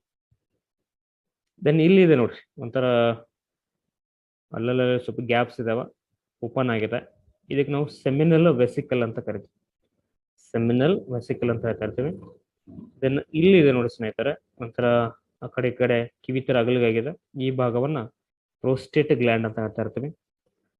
ದೆನ್ ಇಲ್ಲಿ ಅದ್ರ ಮುಂದ್ಗಡೆಗೆ ಸಣ್ಣದಾಗಿರ್ತಕ್ಕಂಥ ಎರಡು ಗ್ರಂಥಿಗಳಿದಾವೆ, ಆ ಎರಡು ಗ್ರಂಥಿಗಳನ್ನ ಬಲ್ಬೋ ಯುರೆಥ್ರಲ್ ಗ್ರಂಥಿ ಅಂತ ಹೇಳ್ತೀವಿ. ಬಲ್ಬೋ ಯುರೆಥ್ರಲ್ ಅಂದ್ರೆ ಒಂದೇ, ಕೌಪರ್ಸ್ ಅಂತ ಹೆಸರು ಬರ್ತದೆ, ಕೌಪರ್ಸ್ ಗ್ರಂಥಿ ಅಂತಂದ್ರೆ ಕೂಡ ಒಂದೇ ಬರ್ತಾ ಇದೆ. ಮುಂದುವರೆದಂತ ಈ ಒಂದು ನಾಳಕ್ಕೆ ನಾವಲ್ಲಿ ಯುರೇತ್ರ ಅಂತ ಹೇಳ್ತಾ ಇರ್ತೀವಿ. ದೆನ್ ಈ ಭಾಗವನ್ನು ಸ್ನೇಹಿತರ ಪೆನೀಸ್ ಅಂತ ಹೇಳ್ತಾ ಇರ್ತೀವಿ. ಇಲ್ಲೂ ಅಷ್ಟೇ ಪೆನೀಸ್ ಅಂತ ಇದೆ. ಈ ಸುತ್ತುವರೆದಿರ್ತಕ್ಕಂಥ ರಚನೆಗೆ ಸ್ಕ್ರೋಟಮ್ ಅಂತ ಹೇಳ್ತಾ ಇರ್ತೀವಿ. ಸೇಮ್ ಆಸ್ ಇಟ್ ಈಸ್, ಒಂದೇ. ಇದು ಒಂಥರ ಆಂಗಲ್ ಬೇರೆ ಆಗಿದೆ, ಇದು ಒಂಥರ ಆಂಗಲ್ ಬೇರೆ ಆಗಿದೆ. ಸೊ ಇಲ್ಲಿ ಟೆಸ್ಟೀಸ್ ಇದೆ ರೀ, ಹೊರಗಡೆ ಇರ್ತಕ್ಕಂಥ ಕೋಟಿಂಗ್ ನಾವು ಸ್ಕ್ರೋಟಮ್ ಅಂತ ಹೇಳ್ತಾ ಇರ್ತೀವಿ. ದೆನ್ ಎಪಿಡಿಡೈಮಿಸ್ ಅಂತ ಬರ್ತಾ ಇದೆ. ಅಪ್ವರ್ಡ್ ಮೂವ್ಮೆಂಟ್ ಇದೆ ನೋಡಿ, ಈ ಟೋಟಲ್ ಮೇಲ್ಮುಖ ಏನು ಹೋಗ್ತಾ ಇದೆ ಇದಕ್ಕೆ ನಾವು ವಾಸ್ ಡಿಫರೆನ್ಸ್ ಅಥವಾ ಡಕ್ಸ್ ಡಿಫರೆನ್ಸ್ ಅಂತಾನು ಕೂಡ ಹೇಳ್ಬೋದು. ಇಲ್ಲಿರುವಂಥ ರಚನೆಗೆ ಯೂರಿನರಿ ಬ್ಲಾಡರ್ ಅಂತ ಹೇಳ್ತಾ ಇರ್ತೀವಿ. ನೋಡಿ ಹಾಗಾದ್ರೆ ಈ ಪುರುಷರಲ್ಲಿ ಒಂದು ಲೈಂಗಿಕ ಸಂಪರ್ಕ ನಡೆಸಬೇಕು ಅನ್ನೋ ಒಂದು ಮೊಮೆಂಟ್ ಅಲ್ಲಿ, ಸೆಕ್ಸುವಲ್ ಇಂಟರಾಕ್ಷನ್ ಆಗಬೇಕು ಅನ್ನೋ ಒಂದು ಮೊಮೆಂಟ್ ಅಲ್ಲಿ ಒಂಥರ ಆಕರ್ಷಣೆ ಉಂಟಾಗ್ತಾ ಇದೆ. ಆ ಆಕರ್ಷಣೆ ಉಂಟಾದಂಥ ಸಂದರ್ಭದಲ್ಲಿ ಪೆನೀಸು ಎನ್ಲಾರ್ಜ್ಮೆಂಟ್ ಆಗ್ತಾ ಇದೆ. ಪೆನೀಸ್ ಎನ್ಲಾರ್ಜ್ಮೆಂಟ್ ಮೀನ್ಸ್ ಸ್ವಲ್ಪ ದೊಡ್ಡದಾಗ್ತಾ ಇರ್ತದ. ದೊಡ್ಡದು ಆಗಬೇಕು ಅಂತಂದ್ರೆ ಕಾರಣ ಸ್ನೇಹಿತರೆ, ಈ ಭಾಗದಲ್ಲಿ ವಿಶೇಷವಾಗಿರ್ತಕ್ಕಂಥ ಕೆಲವೊಂದಿಷ್ಟು ರಕ್ತನಾಳಗಳು ಕಂಡು ಬರ್ತಾ ಇರ್ತವ. ಆ ರಕ್ತನಾಳಗಳಿಗೆ ಹೆಚ್ಚಿನ ಪ್ರಮಾಣದ ರಕ್ತ ಸಂಚಾರ ಆಗ್ತಾ ಇರ್ತದೆ. ಹೆಚ್ಚಿನ ಪ್ರಮಾಣದ ಒಂದು ರಕ್ತ ಸಂಚಾರ ಆಗ್ಬಿಟ್ಟು ಪೆನೀಸು ಆಗಿನ ಮೂಮೆಂಟ್ಗೆ ಏನಾಗ್ತಾ ಇದ್ರಿ, ಎನ್ಲಾರ್ಜ್ಮೆಂಟ್ ಆಗ್ತಾ ಇರ್ತದ. ಸೊ ಎನ್ಲಾರ್ಜ್ಮೆಂಟ್ ಆದ್ಮೇಲೆ ಸ್ನೇಹಿತರೆ, ಈ ಬಿಫೋರ್ ಸೆಕ್ಸುವಲ್ ಇಂಟರಾಕ್ಷನ್, ಲೈಂಗಿಕ ಸಂಪರ್ಕ ನಡೆಸಬೇಕು ಅನ್ನೋ ಒಂದು ಮೂಮೆಂಟ್ ಅಲ್ಲಿ ಬಿಫೋರ್ ಅಂತಂದ್ರೆ ಇನ್ನೂ ಅಲ್ಲಿ ಆ ಲೈಂಗಿಕ ಸಂಪರ್ಕ ನಡೆಸ್ತಕ್ಕಂಥ ಒಂದು ಮುಂಚಿತವಾಗಿ ಪುರುಷರಲ್ಲಿ ಒಂದು ರೀತಿಯಾಗಿರ್ತಕ್ಕಂಥ ದ್ರವಸ್ಥಿತಿಯ ವಸ್ತು ಬಿಡುಗಡೆ ಆಗ್ತದೆ. ಆ ದ್ರವಸ್ಥಿತಿಯ ವಸ್ತುವನ್ನ ಬಿಡುಗಡೆ ಮಾಡುವಂತ ಗ್ರಂಥಿ ಯಾವುದು ಅಂತ ನಿಮಗೆ ಪ್ರಶ್ನೆ ಕೇಳ್ತಾನ್ರಿ. ಆ ದ್ರವಸ್ಥಿತಿಯನ್ನ ವಸ್ತುವನ್ನ ಬಿಡುಗಡೆ ಮಾಡ್ತಕ್ಕಂಥ ಒಂದು ಗ್ರಂಥಿ ಅಂತಂದ್ರೆ ಸ್ನೇಹಿತರೆ, ದಟ್ ಈಸ್ ಬಲ್ಬೋ ಯುರೆಥ್ರಲ್ ಗ್ರಂಥಿ ಅಂತ ಹೇಳ್ತೀವಿ, ಅಥವಾ ಕೌಪರ್ಸ್ ಗ್ರಂಥಿ ಅಂತಾನು ಕೂಡ ಹೇಳ್ತಾ ಬರ್ತಾ ಇರ್ತೀವಿ. ಬಲ್ಬೋ ಯುರೆಥ್ರಲ್ ಅಂತ ಹೇಳ್ತೀವಿ ಅಥವಾ ಕೌಪರ್ಸ್ ಗ್ರಂಥಿ ಅಂತಾನು ಕೂಡ ಹೇಳ್ಬೋದು. ಉದಾಹರಣೆಗೆ ಇಲ್ಲಿ ನೀವು ನೋಡ್ತಾ ಇದ್ದೀರಿ ಚಿತ್ರದಲ್ಲೂ ಸಹ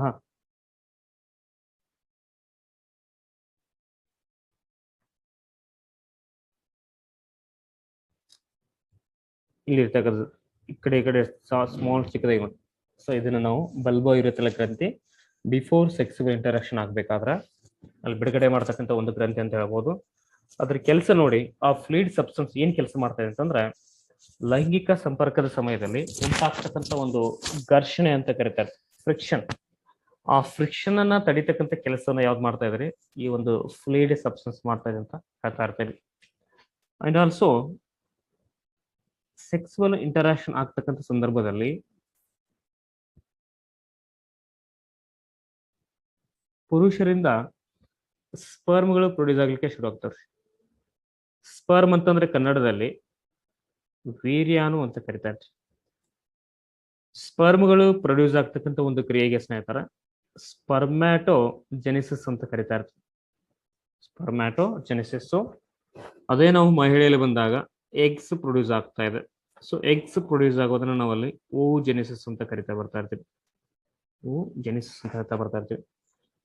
ಹಾಗಾದರೆ ಇಲ್ಲಿ ಎಕ್ಸಾಕ್ಟ್ ಆಗಿ ಸ್ಪರ್ಮ್ಗಳು ಎಲ್ಲಿ ಪ್ರೊಡ್ಯೂಸ್ ಆಗ್ತಾ ಇರ್ತವ, ಕಾಮನ್ ಆಗಿ ನಾವು ನೋಡಿದಾಗ ಸ್ಪರ್ಮ್ಗಳು ಪ್ರೊಡ್ಯೂಸ್ ಆಗೋದು ಎಲ್ಲಪ್ಪ ಅಂತಂದ್ರೆ ಟೆಸ್ಟೀಸ್ ಅಂತ ಕರೀತಾರೆ. That is common thing. Just common ಆಗಿ ಹೇಳಿದಾಗ ಟೆಸ್ಟೀಸ್ ಅಂತ ಹೇಳ್ಬೇಕು. ಬಟ್ ಸ್ಪೆಸಿಫಿಕ್ ಆಗಿ ಕೇಳಿದಾಗ, ಸ್ಪೆಸಿಫಿಕ್ ಆಗಿ ನಾವು ನೋಡಿದಾಗ ಸ್ಪರ್ಮ್ಗಳು ಎಲ್ಲಿ ಉತ್ಪತ್ತಿ ಆಗ್ತಾ ಇರ್ತವ, ಎಲ್ಲಿ ಅಂತಂದ್ರೆ ಇಲ್ಲಿ ನೀವು ಒಂದು ಚಿತ್ರವನ್ನು ನೋಡ್ಬೇಕಾಗ್ತದ. ಇಲ್ಲಿದೆ ನೋಡಿ ಸ್ನೇಹಿತರ, ಇದು ಒಂದು ಟೆಸ್ಟಿಸ್ ನ ಚಿತ್ರ ಇದೆ. ಇದು ನಾವು ಸಪರೇಟ್ ಆಗಿ ಚಿತ್ರವನ್ನು ಹಾಕಿದಾಗ ಈ ತರ ಒಂದು ಡಯಾಗ್ರಾಮ್ ಬರ್ತಾ ಇದೆ.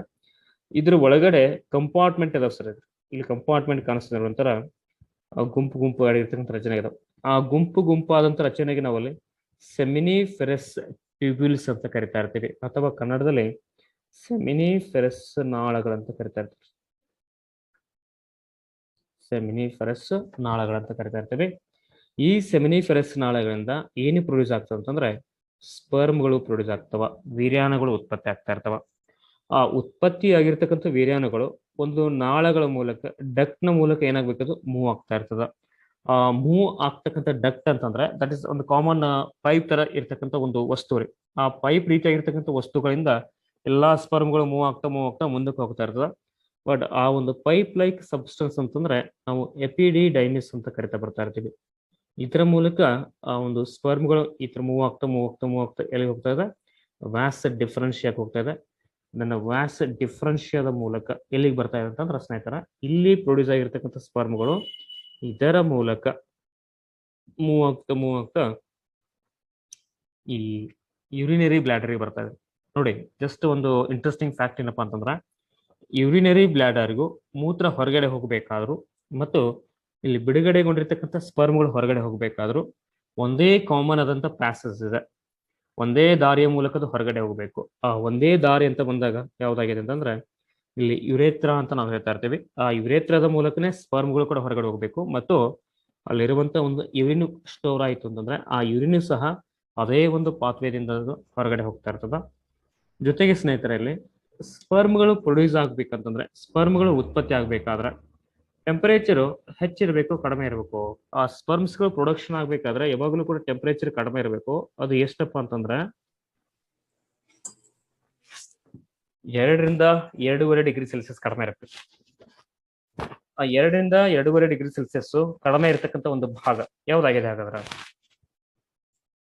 ದಟ್ ಈಸ್ ಸ್ಕ್ರೋಟಮ್ ಬ್ಯಾಗ್ ಅಂತ ಕರಿತಾರೆ. ಯಾವ್ದ್ರಿ? ಸ್ಕ್ರೋಟಮ್ ಬ್ಯಾಗ್ ಅಥವಾ ರೋಷನಗಳಂತ ಕರಿತಾ ಇರ್ತೀವಿ ಅಥವಾ ಟೆಸ್ಟಿಸ್ ಅಂತಾನು ಕೂಡ ನಾವು ಹೇಳ್ಬಹುದು. ಇದರಲ್ಲಿ ನಾರ್ಮಲ್ ಟೆಂಪರೇಚರ್, ಈಗ ಮನುಷ್ಯನ ದೇಹದ ಉಷ್ಣಾಂಶ ನಾವು ಎಷ್ಟೊತ್ತೆ ತಗೋತಾ ಇರ್ತೀವಲ್ಲಿ 37 ಡಿಗ್ರಿ ಸೆಲ್ಸಿಯಸ್ ತಗೋತಾ ಇರ್ತೀವಿ, ಅಥವಾ 34 ಇರ್ಬೋದು, 35 ಇರ್ಬೋದು, 36 ಇರ್ಬೋದು, ಅದ್ರಲ್ಲಿ 37ಕ್ಕಿಂತ ಕಡಿಮೆ. ಬಟ್ ಇಲ್ಲಿ ಬಂದಾಗ್ರಿ 35 ಟೆಂಪರೇಚರ್ ಇತ್ತು ಅಂತಂದ್ರೆ ಈ ಟೆಸ್ಟೀಸ್ ಅಲ್ಲಿ ಟೆಂಪರೇಚರ್ ಎಷ್ಟು ಬರ್ತದ? 2 ರಿಂದ 2.5 ಡಿಗ್ರಿ ಸೆಲ್ಸಿಯಸ್ ಕಡಿಮೆ ಇರ್ತದೆ. ಇಷ್ಟು ಕಡಿಮೆ ಇತ್ತು ಸ್ಪರ್ಮ್ ಪ್ರೊಡ್ಯೂಸ್ ಆಗ್ತಾವ. ಇಲ್ಲಪ್ಪ ಅಂತಂದ್ರೆ ಸ್ಪರ್ಮ್ಗಳು ಯಾವುದೇ ಕಾರಣಕ್ಕೂ ಕೂಡ ಪ್ರೊಡ್ಯೂಸ್ ಆಗೋದಿಲ್ರಿ, ಕರಗಿ ಬಿಡ್ತಾವಲ್ಲ. ಹಾಗಾಗಿ ಈ ಕೆಲವೊಂದು ಸಮಟೈಮ್ಸ್ ಆಡು ಭಾಷೆಯಲ್ಲಿ ಹಳ್ಳಿಗೆ ಹೇಳ್ತಿರ್ತಾರೆ ಏನಂತಂದ್ರ ಅವನು ಬಹಳ ಹೀಟ್ ಅದನ, ಮದುವೆ ಆಗಿ 1-2-3 ವರ್ಷ ಆದ್ರೂ ಕೂಡ ಮಕ್ಕಳಾಗಿರೋದಿಲ್ರಿ. ಅಂತ ಮೂಮೆಂಟ್ ಅಲ್ಲಿ ಅವನು ಬಹಳ ಹೀಟ್ ಇದನ್ರಿ, ಹಾಗಾಗಿ ಅವನಿಗೆ ಮಕ್ಕಳು ಆಗ್ತಾ ಇಲ್ಲ ಅನ್ನೋ ಒಂದು ಜಸ್ಟ್ ಕಾಮನ್ ಐ ಥಿಂಕ್ ಆತರ ಹೇಳ್ತಾ ಇರ್ತಾರೆ. ಬಿಕಾಸ್ ಇಲ್ಲಿ ಟೆಂಪರೇಚರ್ ಕಡಿಮೆ ಇರ್ಬೇಕು. ಯಾವುದು ಸ್ಪರ್ಮ್ಸ್ಗಳು ಪ್ರೊಡ್ಯೂಸ್ ಆಗ್ಬೇಕಾದ್ರೆ ಎಷ್ಟು ಕಡಿಮೆ ಇರ್ಬೇಕಂತ ನಿಮಗೆ ಪ್ರಶ್ನೆ ಕೇಳ್ತಾ ಇರ್ತಾನ. 2 ರಿಂದ 2.5 ಡಿಗ್ರಿ ಸೆಲ್ಸಿಯಸ್ ಕಡಿಮೆ ಇರ್ಬೇಕಂತದ. ದೆನ್ ಇಲ್ಲಿ ಬಂದಾಗ ಉತ್ಪತ್ತಿ ಆಗಿರ್ತಕ್ಕಂಥ ಸ್ಪರ್ಮ್ಗಳ್ರಿ ನೆಕ್ಸ್ಟ್ ಇದರ ಮೂಲಕ ಯಾವುದು ಎಪಿಡಿಡೈಮಿಸ್ ನ ಮೂಲಕ ಎಲ್ಲಿಗೆ ಬರ್ತಾ ಇದೆ? ಯುರಿನರಿ ಬ್ಲಾಡರ್ ಬರ್ತಾ ಇದೆ. ಯುರಿನರಿ ಬ್ಲಾಡರ್ ಬಂದಾಗ ನೋಡಿ ಅಲ್ಲಿಂದ ಸ್ಪರ್ಮ್ಗಳು ಯಾವ್ದ್ರಲ್ಲಿ ಮಿಕ್ಸ್ ಆಗ್ತಪ್ಪ ಅಂತಂದ್ರೆ ಅಲ್ಲಿ ಸೆಮಿನಲ್ ವೆಸಿಕಲ್ ಅಂತ ಬರ್ತಾ ಇದೆ. ಕಾಮನ್ ಆಗಿ ಸ್ಪರ್ಮ್ಗಳು ಬೇರೆ ಬರ್ತದ. ಸ್ಪರ್ಮ್ಗೆ ನಾವು ವೀರ್ಯಾಣು ಅಂತ ಕರಿತಾ ಇರ್ತೀವಿ ಕನ್ನಡದಲ್ಲಿ, ಮತ್ತೊಂದು ವೀರ್ಯ ಅಂತ ಬರ್ತಾ ಇದೆ. ಸೊ ಇದಕ್ಕೆ ನಾವು ಸೆಮನ್ ಅಂತ ಕರಿತಾ ಇರ್ತೀವಿ. ವೀರ್ಯಗೆ ಇಂಗ್ಲಿಷ್ ಅಲ್ಲಿ ಸೆಮನ್ ಅಂತ ಹೇಳ್ತಾ ಇರ್ತೀವಿ. ಸ್ಪರ್ಮ್ ಅಂತಂದ್ರೆ ವೀರ್ಯಾಣು ಅಂತ ಕರಿತಾ ಇರ್ತೀವಿ. ಸೊ ವೀರ್ಯ ಅಂತಂದ್ರೆ ಈ ಲೈಂಗಿಕ ಸಂಪರ್ಕದ ಕೊನೆಯ ಕ್ಷಣದಲ್ಲಿ, last minute of the sexual interaction, ಆ ಕೊನೆಯ ಹಂತದಲ್ಲಿ ಪುರುಷರಲ್ಲಿ ಒಂದು ರೀತಿಯಾಗಿರ್ತಕ್ಕಂಥ ಬಿಳಿ ಬಣ್ಣದ ದ್ರವ ಸ್ಥಿತಿಯ ವಸ್ತು ಬಿಡುಗಡೆ ಆಗ್ತದೆ.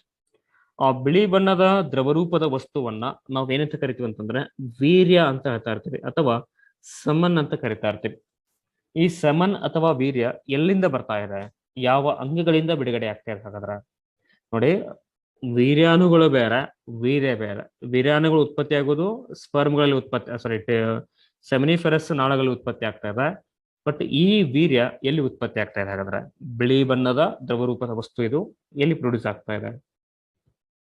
ಸೊ ಎಲ್ಲಿ ಅಂತ ಅಂದಾಗ ನೋಡಿ ಸೆಮಿನಲ್ ವೆಸಿಕಲ್ ಅಂತ ಬರ್ತಾ ಇದೆ ರೀ. ಈ ಸೆಮಿನಲ್ ವೆಸಿಕಲ್ ಅದು ಪ್ರೊಡ್ಯೂಸ್ ಆಗ್ತಾ ಇದೆ. ಇದರಲ್ಲಿ 60% ಇದರಿಂದ ಬರ್ತಾ ಇದೆ, ರಿಮೈನಿಂಗ್ 40% ಇದರಿಂದ ಬರ್ತಾ ಇದೆ. ಈ ಚಿತ್ರವನ್ನ ನೋಡಿದ್ರೆ ನಿಮ್ಗೆ ಇನ್ನೂ ಈಸಿ ಅರ್ಥ ಆಗ್ತದ. ಇಲ್ಲಿ ಸೆಮಿನಲ್ ವೆಸಿಕಲ್ ಅಂತ ನೋಡ್ರಿ, ನಾನು ನಿಮ್ಗೆ ಡಾಟ್ ತೋರಿಸ್ತಾ ಇದ್ದೇನೆ. ಇಲ್ಲಿ ಸೆಮಿನಲ್ ವೆಸಿಕಲ್ ಇಂದ ಅಲ್ಲಿ 60% ಬರ್ತಾ ಇದೆ ಮತ್ತು ಪ್ರೋಸ್ಟೇಟ್ ಗ್ರಂಥಿ ಅಂತ ಒಂದಿದೆ. ಈ ಪ್ರೋಸ್ಟೇಟ್ ಗ್ರಂಥಿಯಿಂದ 40% ಬರ್ತಾ ಇದೆ. ಅದು ಯಾವ್ದು? ಕಲರ್ಲೆಸ್, ಒಂಥರ ಬಿಳಿ ಬಣ್ಣದ ದ್ರವ ರೂಪದ ವಸ್ತು. ಯಾವಾಗ ಅಂತಂದ್ರ during the time of last minute of the sexual interaction, ಕೊನೆಯ ಕ್ಷಣದಲ್ಲಿ ಪುರುಷರಿಂದ ಬಿಡುಗಡೆಗೊಳ್ಳತಕ್ಕಂಥ ಒಂದು ದ್ರವ ರೂಪದ ವಸ್ತು. ಒಂದು ಸಾರಿ ಬಿಡುಗಡೆ ಆಯ್ತು ಅಂತಂದ್ರೆ, ಪುರುಷರಲ್ಲಿ ಒಂದು ಸಾರಿ ಸಮನ್ ಬಿಡುಗಡೆ ಆಯ್ತು ಅಂತಂದ್ರೆ ಎಷ್ಟು ಪ್ರಮಾಣದ ಒಂದು ವೀರ್ಯ ಬಿಡುಗಡೆ ಆಗ್ತಾ ಇರ್ತದ ಅನ್ನೋ ಪ್ರಶ್ನೆಯನ್ನು ಕೂಡ ನಿಮ್ಗೆ ಕೇಳ್ತಾ ಇರ್ತಾನ. ಸೊ ಒಂದ್ ಸಾರಿ ಪುರುಷರಲ್ಲಿ ಎಷ್ಟು ಬರ್ತಾ ಇರ್ತೀರಿ? ಮಿಲಿಯನ್ಸ್ ಆಫ್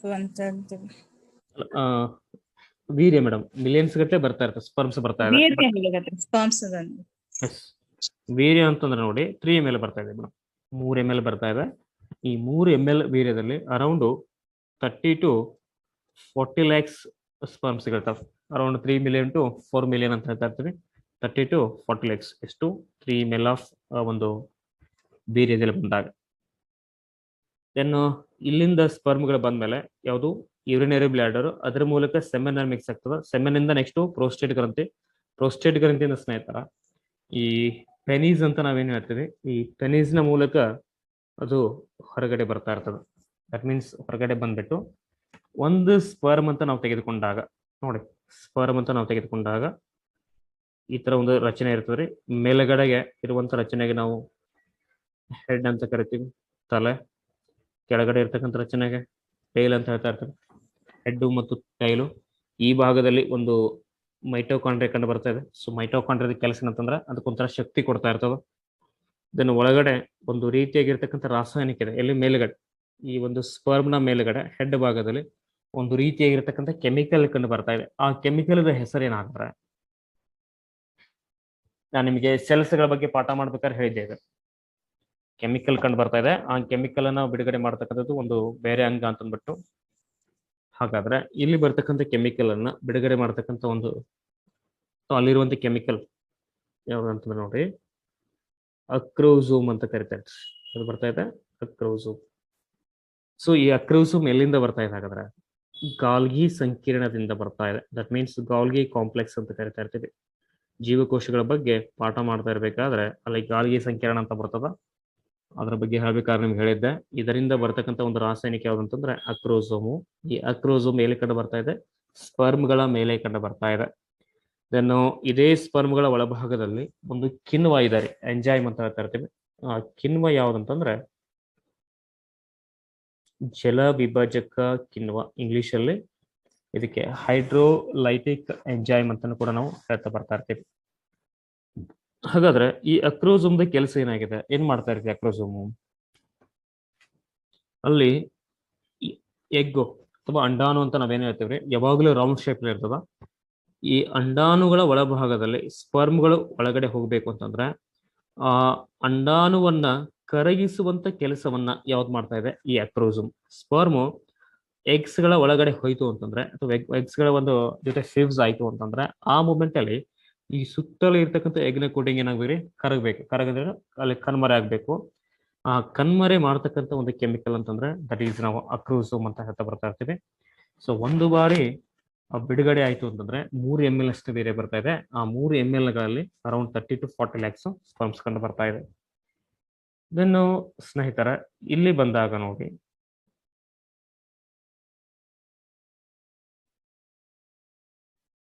ಎಸ್ ಇಲ್ಲಿ ಒಂದು ಅಂಗ ಇದೆ. ಇದಕ್ಕೆ ನಾವು ಫಿಮೇಲ್ ರಿಪ್ರೊಡಕ್ಟಿವ್ ಆರ್ಗನ್ ಅಂತ ಕರಿತಾರೆ. ಹೆಣ್ಣು ಸಂತಾನೋತ್ಪತ್ತಿಯ ಒಂದು ಅಂಗ ಅಂತ ಹೇಳ್ತಾ ಇರ್ತೀವಿ. ಸೊ ಫಸ್ಟ್ ಬರ್ತಕ್ಕಂಥ ಒಂದು ಭಾಗ ನೋಡಿ, ಇಲ್ಲೂ ಅಷ್ಟೇ ವೆಸೈನಾ ಅಂತ ಬರ್ತಾ ಇದೆ. ದಟ್ ಮೀನ್ಸ್ ಇದನ್ನು ಕನ್ನಡದಲ್ಲಿ ನಾವು ಯೋನಿ ಅಂತ ಹೇಳ್ತಾ ಇರ್ತೀವಿ. ದೆನ್ ಇಲ್ಲಿ ಇರ್ತಕ್ಕಂಥ ಒಂದು ಭಾಗಕ್ಕೆ ನಾವು ಸರ್ವಿಕ್ಸ್ ಅಂತ ಹೇಳ್ತಾ ಇರ್ತೀವಿ. ದೆನ್ ಇಲ್ಲಿ ಇರುವಂತ ಒಂದು ರಚನೆಗೆ ಎಂಡೋಮೆಟ್ರಿಯಂ ಅಂತ ಹೇಳ್ತಾ ಇರ್ತೀವಿ. ದೆನ್ ಇಲ್ಲಿ ಇರುವಂತ ಒಂದು ರಚನೆಗೆ ಸ್ನೇಹಿತರೆ ಓವರಿ ಅಂತ ಬರ್ತಾ ಇದೆ. ದಟ್ ಮೀನ್ಸ್ ಅಂಡಾಶಯ ಅಂತ ಹೇಳ್ತಾ ಇರ್ತೀವಿ. ಇಲ್ಲಿರುವಂತ ಒಂದು ರಚನೆಗೆ ಫೆಲೋಪಿಯನ್ ಟ್ಯೂಬ್ ಅಥವಾ ಓವಿಡಕ್ಟ್ ಅಂತ ಕೂಡ ಹೇಳ್ತಾ ಇರ್ತೀವಿ. ಮೇಲ್ಗಡೆಗೆ ಒಂಥರ ಈ ಟ್ರೋಫಿ ಆಕಾರ. ಟ್ರೋಫಿ ಅಂತಂದ್ರೆ ಮೇಲ್ಗಡೆ ಒಂದು ಕ್ಯಾಪ್ ಇರುತ್ತೆ ನೋಡಿ, ಯಾವ್ದೋ ಒಂದು ಟ್ರೋಫಿನ ಗೆದ್ದಾಗ ನಮ್ಗೊಂದು ಕ್ಯಾಪ್, ಅಲ್ಲಿ ಒಂದು ಮೆಡಲ್ ಕೊಡ್ತಾರ. ಸೊ ಅದ್ರ ಮೇಲ್ಗಡೆ ಒಂಥರ ಕ್ಯಾಪ್ ತರ ಒಂದು ರಚನೆ ಕಂಡು ಬರ್ತಾ ಇದೆ. ಆ ತರ ಇಲ್ಲಿ ಕೂಡ ಒಂದು ಕ್ಯಾಪ್ ತರ ಒಂದು ರಚನೆ ಕಂಡು ಬರ್ತಾ ಇದೆ. ಈ ಕ್ಯಾಪ್ ರೀತಿಯಾಗಿರ್ತಕ್ಕಂಥ ರಚನೆಗೆ ನಾವು ಯುಟೇರಸ್ ಅಂತ ಹೇಳ್ತಾ ಬರ್ತಾ ಇರ್ತೀವಿ. ದೆನ್ ಈ ಕಡೆ ಇರ್ತಕ್ಕಂಥ ಒಂದು ರಚನೆಗೆ ಸ್ನೇಹಿತರ ಫಿಂಬ್ರೆ ಅಂತ ಅಂದ್ಬಿಟ್ಟು ಹೇಳ್ತಾ ಬರ್ತಾರೆ. ಇದು ಒಂದು ಫಿಮೇಲ್ ರಿಪ್ರೊಡಕ್ಟಿವ್ ಆರ್ಗನ್ ಅಂತ ಹೇಳ್ತಾ ಬರ್ತಾರೆ. ಹಾಗಾದ್ರೆ ಮಹಿಳೆಯಲ್ಲಿ ಪ್ರತಿ 28 ದಿನಕ್ಕೊಂದ್ಸಾರಿ, ಪ್ರತಿ 28 ದಿನಕ್ಕೊಂದ್ಸಾರಿ ಇಲ್ಲಿ ಏನಾಗ್ತಾ ಬರ್ತಾ ಇದೆ ಅಂತಂದ್ರೆ ಮೆನಿಸ್ಟ್ರುಯೇಷನ್ ಸೈಕಲ್ ಆಗ್ತಾ ಇರ್ತಾರೆ. ಈ ಮಹಿಳೆಯಲ್ಲೂ ಅಷ್ಟೇ ಪ್ರೌಢಾವಸ್ಥೆಯನ್ನು ತಲುಪಿದಾಗ ಕೆಲವೊಂದಿಷ್ಟು ಬದಲಾವಣೆಗಳನ್ನ ನೋಡ್ತಾ ಬರ್ತಾ ಇರ್ತೀವಿ. ಉದಾಹರಣೆಗೆ ಪ್ರೌಢಾವಸ್ಥೆ ಅಂತ ಬಂದಾಗ ಒಂದು 15ರಿಂದ 18 ವಯಸ್ಸು, ಸಾರಿ 12ರಿಂದ 15 ವಯಸ್ಸು ಅಂತ ಹೇಳ್ತಾ ಇರ್ತೀವಿ. ಆ 12ರಿಂದ 15 ವಯಸ್ಸಲ್ಲಿ ದೈಹಿಕವಾಗಿರ್ತಕ್ಕಂಥ ಬದಲಾವಣೆಗಳಾಗಿರ್ಬೋದು, ಮಾನಸಿಕವಾಗಿರ್ತಕ್ಕಂಥ ಬದಲಾವಣೆಗಳಾಗಿರ್ಬೋದು, ಮತ್ತು ಲೈಂಗಿಕ ಒಂದು ಆಸಕ್ತಿ ಆಗಿರ್ಬೋದು, ಅದರ ಜೊತೆಗೆ ಋತುಚಕ್ರದ ಒಂದು ಪ್ರಾರಂಭವಾಗೋದಕ್ಕೆ ಅಂತ ಹೇಳ್ತಾರೆ. ದಟ್ ಮೀನ್ಸ್ ಮೆನ್ಸ್ಟ್ರುಯೇಷನ್ ಸೈಕಲ್ ಏನಾಗ್ತಾ ಇರ್ತದೆ, ಶುರು ಆಗ್ತಾ ಬರ್ತಾ ಇರ್ತದ. ಇವೆಲ್ಲಾ ಬದಲಾವಣೆಗಳು ಆಗ್ಬೇಕು ಅಂತಂದ್ರೆ ಇಲ್ಲಿ ಕಾರಣವಾಗ್ತಕ್ಕಂಥ ಒಂದು ಹಾರ್ಮೋನು ಈಸ್ಟ್ರೋಜನ್ ಅಂತ ಕರಿತಾ ಬರ್ತಾರೆ. ಈ ಈಸ್ಟ್ರೋಜನ್ಗಳು ಯಾವ್ದ್ರಿಂದ ಬರ್ತಾ ಇದೆ ಅಂತಂದ್ರೆ ಅಂಡಾಶಯಗಳಿಂದ ಬರ್ತಾ ಇದೆ. ದಟ್ ಮೀನ್ಸ್ ಓವರಿ ಅಂತ ನಾನು ನಿಮ್ಗೆ ಏನ್ ತೋರಿಸೋದ ಅಲ್ಲಿಂದ ಬರ್ತಾ ಇರ್ತದ. ಇಲ್ಲೂ ಅಷ್ಟೇ ರೀ, ಪ್ರತಿ 28 ದಿನಕ್ಕೊಂದ್ಸಾರಿ ಮೆನಿಸ್ಟ್ರುವೇಷನ್ ಸೈಕಲ್ ಆಗ್ತಾ ಇರ್ತದೆ. ಮೆನಿಸ್ಟ್ರುವೇಷನ್ ಸೈಕಲ್ ಅಂತಂದ್ರೆ ಋತು ಚಕ್ರ ಅಂತ ಹೇಳ್ತಾ ಇರ್ತೀವಿ.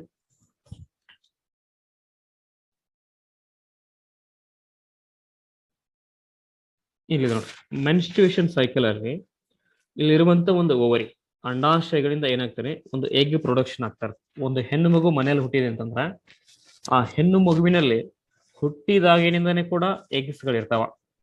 ಆ ಹುಟ್ಟಿದಾಗಿನಿಂದ ಇರ್ತಕ್ಕಂಥ ಎಗ್ಸ್ ಗಳು ಯಾವಾಗ ಅಂತಂದ್ರೆ ಪ್ರೌಢಾವಸ್ಥೆಗೆ ಬಂದಾಗ ಪ್ರತಿಯೊಂದು ಎಗ್ಗಳು ಕೂಡ ಅಲ್ಲಿ ಅಲ್ಟರ್ನೇಟಿವ್ ಆಗಿ ಪ್ರತಿ ತಿಂಗಳು ಬಿಡುಗಡೆ ಆಗ್ಲಿಕ್ಕೆ ಶುರು ಆಗ್ತಾರೆ. ಪ್ರತಿ ತಿಂಗಳು ಅಂತಂದ್ರೆ ಎವ್ರಿ 28 ಡೇಸ್. ಸಮಟೈಮ್ಸ್ ಕೆಲವೊಬ್ಬರಲ್ಲಿ 29 ದಿವಸ ಹೋಗ್ತದ, ಕೆಲವರಲ್ಲಿ 30 ದಿವಸ ಹೋಗ್ತದ, ಕೆಲವೊಬ್ಬರು 40 ದಿವಸ ಹೋಗ್ತದ, ಕೆಲವೊಬ್ಬರಲ್ಲಿ 20 ದಿವಸಕ್ಕೆ ಹೋಗ್ಬೋದು. ಡಿಪೆಂಡ್ಸ್ ಅಪಾನ್ ಅವರವರ ಹೆಲ್ತ್ ಕಂಡೀಷನ್, ಅವರವರ ಒಂದು ಆರೋಗ್ಯದ ಮಟ್ಟ ಯಾವ ತರ ಇದೆ ಅದರ ಬೇಸಿಸ್ ಮೇಲೆ ಅಲ್ಲಿ ಆಗ್ತಾ ಇರ್ತದೆ. ಸೊ ಬಟ್ ನಾರ್ಮಲ್ ಆಗಿ ಅಂತ ಬಂದಾಗ ನಾವು ಅದನ್ನ 28 ಡೇಸ್ ಅಂತ ಕೌಂಟ್ ಮಾಡ್ತಾ ಇರ್ತೀವಿ. ಇಲ್ಲೂ ಅಷ್ಟೇ ಆ 28 ಡೇಸ್ಗೊಮ್ಮೆ ಆಗ್ತಕ್ಕಂಥ ಒಂದು ಮೆನ್ಸ್ಟ್ರುಯೇಷನ್ ಸೈಕಲ್ ಅಲ್ಲಿ ಈ ಭಾಗದಿಂದ ಸ್ಪರ್ಮ್ಗಳು ಪ್ರೊಡ್ಯೂಸ್ ಆಗ್ತಾ ಇರ್ತದೆ, ಬೇರೆ ಒಂದೇ ಪ್ರೊಡ್ಯೂಸ್ ಆಗ್ತಾ ಇರ್ತದ. ಆ ಪ್ರೊಡ್ಯೂಸ್ ಆಗಿರ್ತಕ್ಕಂಥ ಒಂದು ಎಗ್ಗು ಇಲ್ಲಿಂದ ಮೂವ್ ಆಗ್ತಾ ಎಲ್ಲಿಗೆ ಬರ್ತಾ ಇದ್ರಿ, ಫೆಲೋಪಿಯನ್ ಟ್ಯೂಬ್ಗೆ ಈ ಭಾಗದಲ್ಲಿ ಬಂದ್ಬಿಟ್ಟು ಅದು ಕುತ್ಕೋತಾ ಇರ್ತದೆ. ಈ ಭಾಗದಲ್ಲಿ ಬಂದು ಕುತ್ಕೋಬೇಕಾದ್ರೆ ಇಲ್ಲೇನು ಓವರಿ ಇದೆ ನೋಡ್ರಿ, ಓವರಿ ಸರ್ಫೇಸ್ ಏನಿದೆಯಲ್ಲ ಇದರ ಸುತ್ತಲೂ ಒಂದು ವಿಶೇಷವಾಗಿರುವಂತ ಅಂಗಾಂಶ ಕಂಡು ಬರ್ತಾ ಇರ್ತದ. ಆ ಅಂಗಾಂಶ ಯಾವ್ದಂತಂದ್ರ ನಾವು ಅದನ್ನ ಸಿಲಿಯೇಟೆಡ್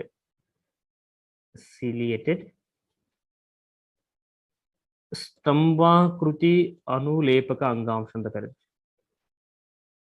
ಸಿಲಿಯೇಟೆಡ್ ಸ್ತಂಭಾಕೃತಿ ಅನುಲೇಪಕ ಅಂಗಾಂಶ ಅಂತ ಕರಿತಾ ಬರ್ತಾ ಇರ್ತೀವಿ. ನಾರ್ಮಲ್ ಆಗಿ ಸ್ತಂಭಾಕೃತಿ ಅಂತಂದ್ರೆ ಯಾವ ಆಕಾರ ಹೊಂದಿರ್ತಾವ? ಎಸ್, ಎಲ್ಲಾನು ಕೂಡ ಏನಾಗ್ಯವ್ರಿ, ಸ್ತಂಭಾಕೃತಿಯನ್ನು ಹೊಂದಿದವ ಈ ತರ. ಎಸ್, ಇವುಗಳ ಮೇಲ್ಗಡೆ ಏನಾಗಿದಾವ್ರಿ, ಸಮ ಹೇರ್ ಲೈಕ್ ಸ್ಟ್ರಕ್ಚರ್ಸ್ ಕಂಡು ಬರ್ತವೆ, ಕೂದಲುಗಳ ರೀತಿಯಾದಂತಹ ರಚನೆ ಅಂತ ಹೇಳ್ತಾ ಇರ್ತೇವೆ. ಇಲ್ಲೂ ಅಷ್ಟೇ ಈ ಫಿಮೇಲ್ ರಿಪ್ರೊಡಕ್ಟಿವ್ ಆರ್ಗನ್ ನ ಈ ಭಾಗದಲ್ಲಿ ಈ ಸಿಲಿಯೇಟೆಡ್ ಕಾಲಮ್ನರ್ ಎಪಿಥೆಲಿಯಲ್ ಟಿಶ್ಯೂ ಕಂಡು ಬರ್ತಾ ಇದೆ. ಇದರ ಮೂಲಕ ಇಲ್ಲಿ ಪ್ರೊಡ್ಯೂಸ್ ಆಗಿರ್ತಕ್ಕಂಥ ಎಗ್ಗು ಆ ಮೇಲ್ಗಡೆ ಇರ್ತಕ್ಕಂಥ ಸಿಲಿಯಾಗಳಿನ ನೋಡಿ, ಆ ಸಿಲಿಯಾಗಳ ಮೂವ್ ಆಗ್ತಾ ಎಲ್ಲಿಗೆ ಬರ್ತದ ಅಂತಂದ್ರೆ ಫೆಲೋಪಿಯನ್ ಟ್ಯೂಬ್ಗೆ ಬರ್ತಾ ಇರ್ತದ. ಸೊ ಫೆಲೋಪಿಯನ್ ಟ್ಯೂಬ್ಗೆ ಬಂದಾಗ ದೆನ್ ಅದೇ ಮೂಮೆಂಟ್ ಅಲ್ಲಿ ಮಹಿಳೆಯಲ್ಲಿ ಬ್ಲಡ್ ಬ್ಲೀಡ್ ಆಗ್ಲಿಕ್ಕೆ ಶುರು ಆಗ್ತದೆ, ರಕ್ತ ಹೊರ ಬರ್ಲಿಕ್ಕೆ ಶುರು ಆಗ್ತಾ ಇರ್ತದ. ಸೊ ಆ ಬ್ಲಡ್ ಬ್ಲೀಡ್ ಆಗ್ಲಿಕ್ಕೆ ಕಾರಣ ಏನಂತಂದ್ರೆ ನೋಡಿ, ಈ ಭಾಗದಲ್ಲಿ ಇಲ್ಲಿ ಏನೋ ಒಂದು ಎಂಡೋಮೆಟ್ರಿಯಂ ಅಂತ ನಾನು ತೋರಿಸ್ತಾ ಇದ್ದೀನಿ. ಎಂಡೋಮೆಟ್ರಿಯಂ ಆಗಿರ್ಬೋದು, ಮತ್ತು ಇಲ್ಲಿ ಇನ್ನೆರಡು ಪದರಗಳು ಬರ್ತಾ ಇರ್ತವೆ. ಎಂಡೋಮೆಟ್ರಿಯಂ ಅಂತ ಬರ್ತದ, ಮಯೋಮೆಟ್ರಿಯಂ ಅಂತ ಬರ್ತದ, ದೆನ್ ಪೆರಿಮೆಟ್ರಿಯಂ ಅಂತ ಬರ್ತದ್ರಿ. ಪೆರಿ ಅಂತಂದ್ರೆ ಔಟ್ಸೈಡು, ಮಯೋ ಅಂತಂದ್ರೆ ಮಿಡಲ್, ಎಂಡೋ ಅಂತಂದ್ರೆ ಇನ್ಸೈಡು.